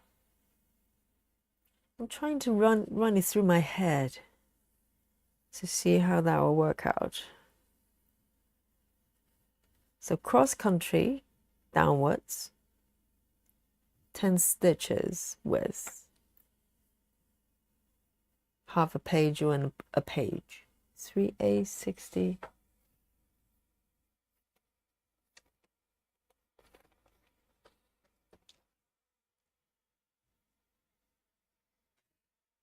So I presume once you fill up that 10 stitch width column, you move on to the one next to it on the right, correct? Or left, probably doesn't matter.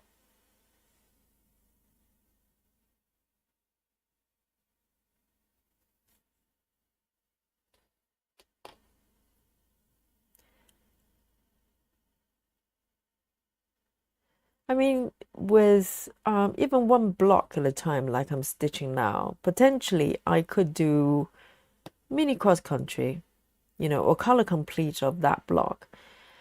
So I've tried color completion for one block at a time with half stitches with CXC. At the end, the final couple of colors just feels really, really jammed, and I didn't enjoy the stitching experience. So that can run in. I don't know how it will fare with DMC. Probably not as full. So the fullness comes, you know, they come with the CXC. The upside is very good coverage, but it could make stitching a little bit more challenging if depending on the stitching method. So that's why I'm sort of doing row by row here. So every stitch is, you know, kind of relatively open.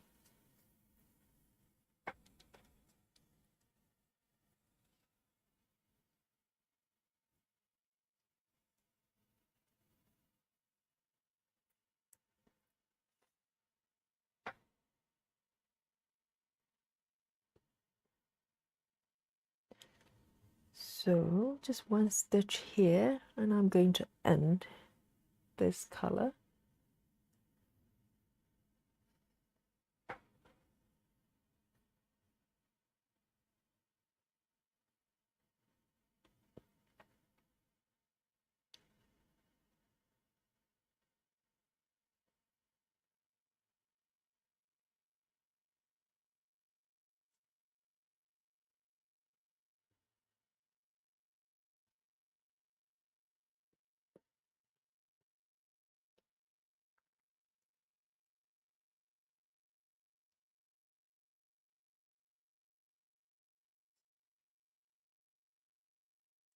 Going to end this one.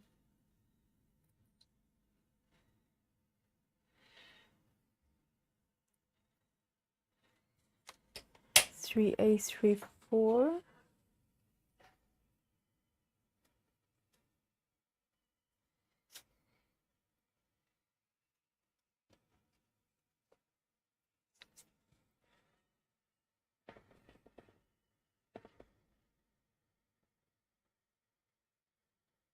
Shino says, my stitching friends stitch diagonally and park.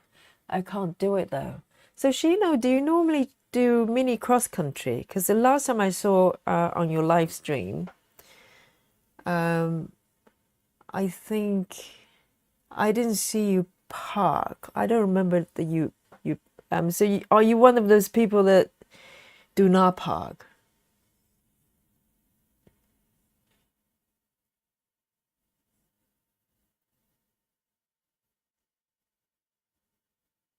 Sometimes you're a parker or you're not, right? I'm like everything. In nothing particular. That's me.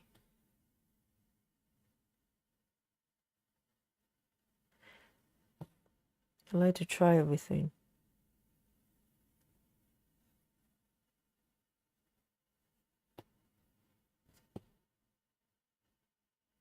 Then one stitch down. It's a ninja needle rule that I'm allowed to stitch the next row if there's one stitch above already. I like that rule. Right. And I'm going to move 2 stitches from the left. 1, 2, and park here. There's an order to this madness here, don't you worry.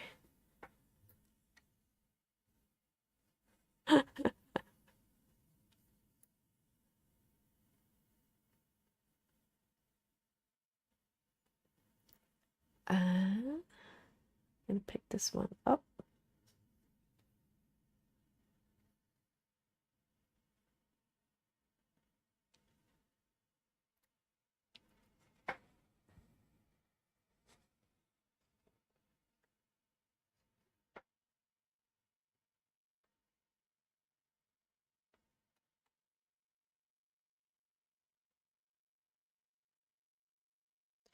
So I've got, I've got 2 stitches here, and I'm going to end the thread because it's getting very short.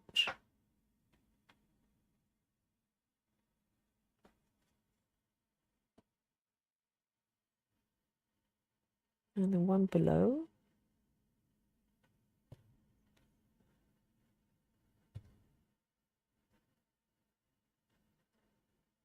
And then end the thread here.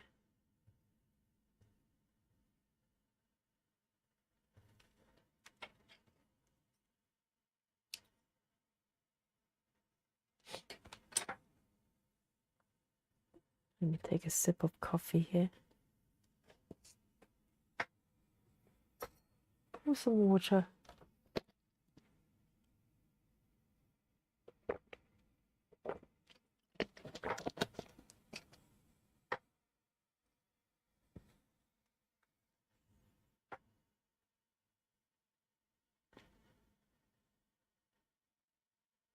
Three, 8, 5, 7.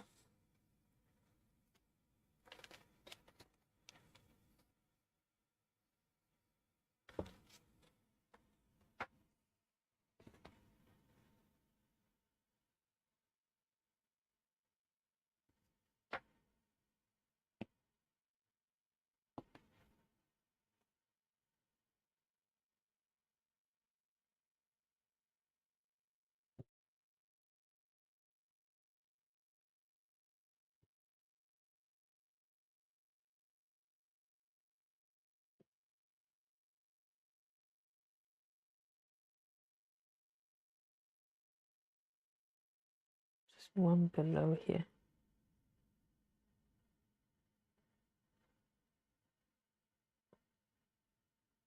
There you go.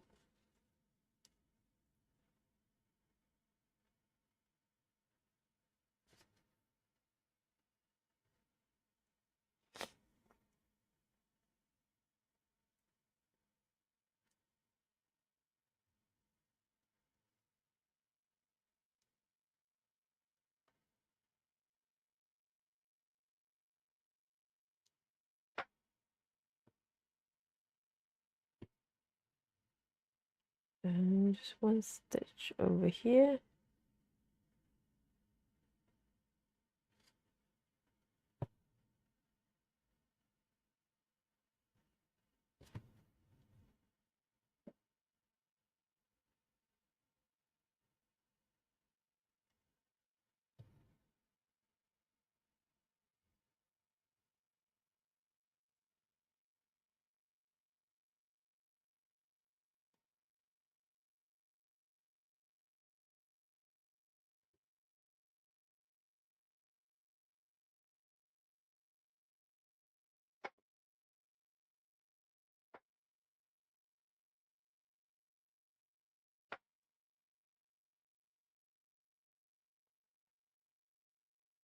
Alright, so this one's the last one around this area. Oops.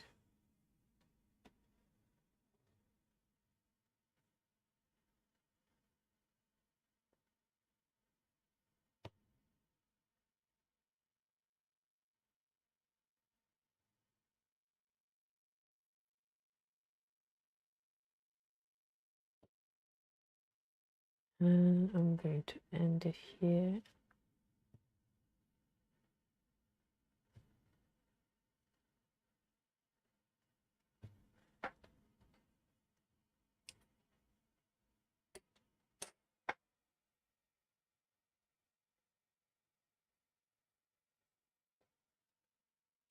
See you later, Shino. Enjoy your shopping. Have a great day.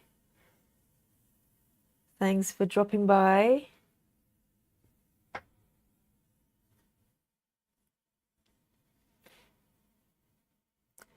779, 779.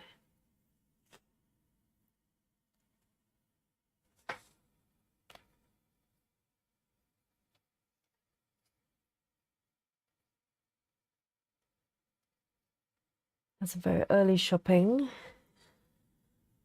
9 o'clock.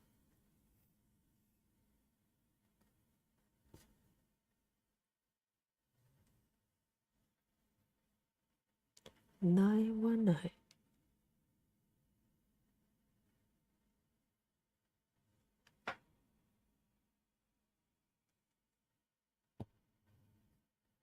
And then one roll down.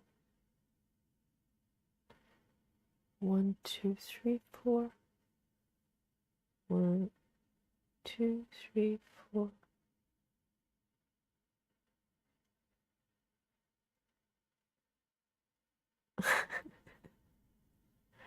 Quite a few part threads here.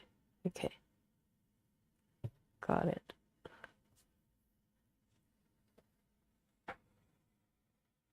Serious, you know.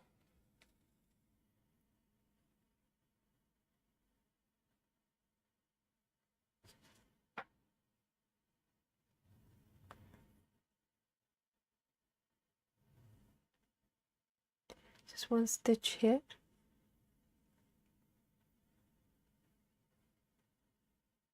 She's so sweet.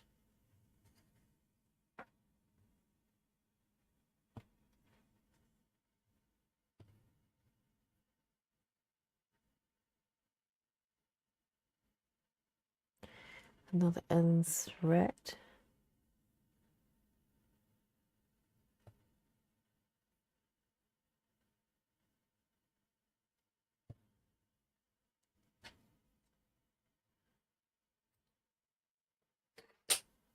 Four, 5, 1. 4, 5, 1.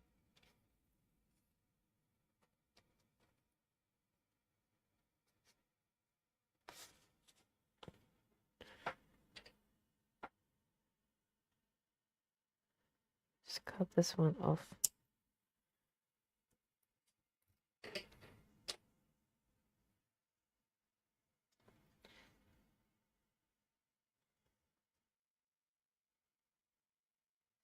Love the color scheme here. It feels very autumn as well.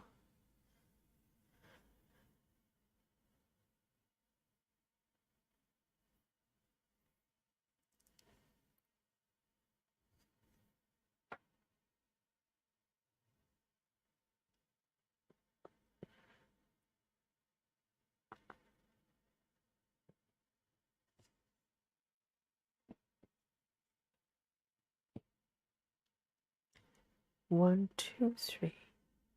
1, 2, 3.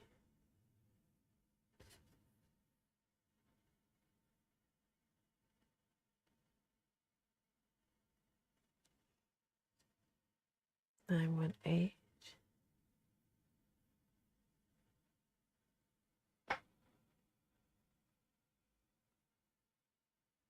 Yes, Sarah. Because it's kind of a feast for the eyes as well, because you're looking at these threads so close up. And it really helps that if you enjoy what you're looking at, you know. I suppose if you choose a design, you must have liked it, I suppose. So it's quite a treat to be able to just look at them. It's beautiful threads, beautiful colors.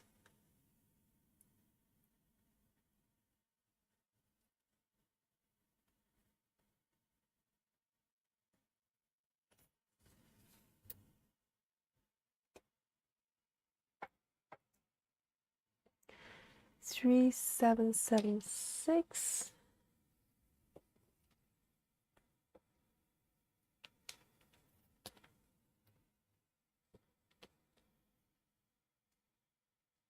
My little cat here. 3776.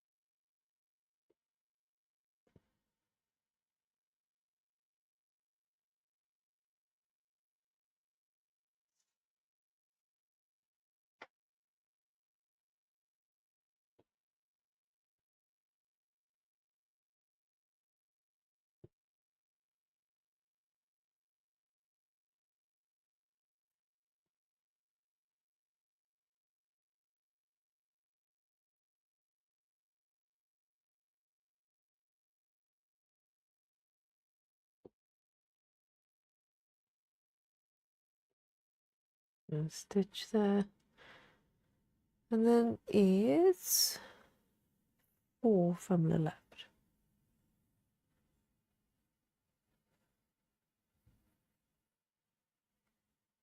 1, 2, 3, 4. 1, 2 down.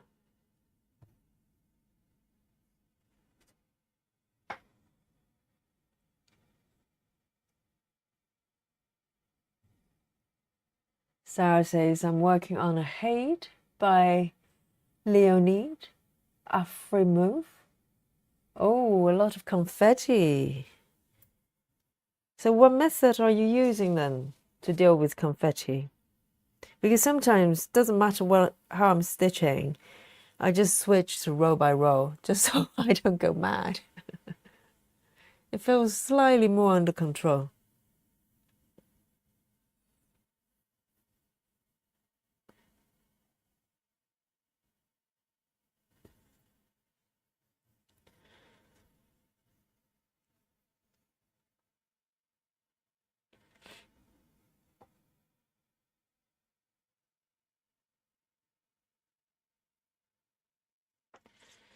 One over here. Let me see. It really helps to have gridded, gridded. Oh, I'm gonna cheese slightly because this is on the edge of the block and there are 3 stitches here. So I think I'm allowed to stitch these ones downwards. I make my own rules and I break my own rules. That's just how I roll. And 2 over here.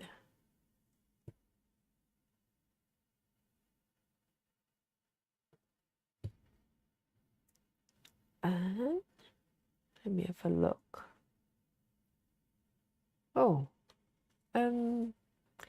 2 over here.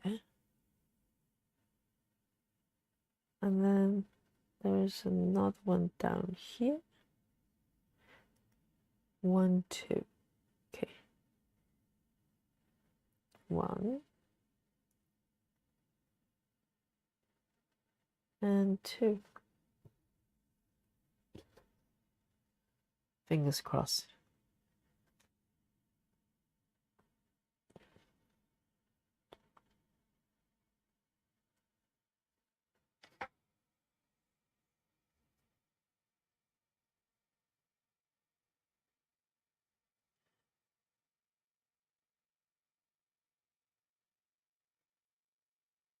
Oh, row by row, block by block. So similar to what I'm doing here then. It's bounded by the rain. Let's have a Google then. So we get to appreciate what Sarah is stitching. Let's have a look. So it's Hade. It's bounded by the rain. Or bonded by the rain.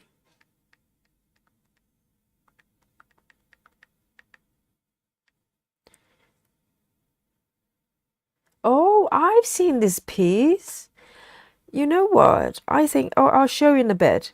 I think Gecko Rouge, if I'm not mistaken, has a piece very similar to this. Okay, I'm going to show you.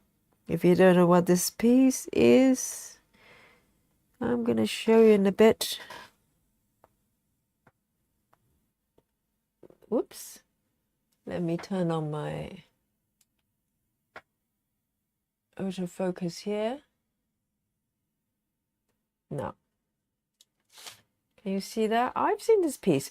Or I believe, does it have like a, let me zoom out a little bit. Because I've seen other pieces got very similar kind of color scheme. It's quite colorful. Is this one correct? That's very sweet though.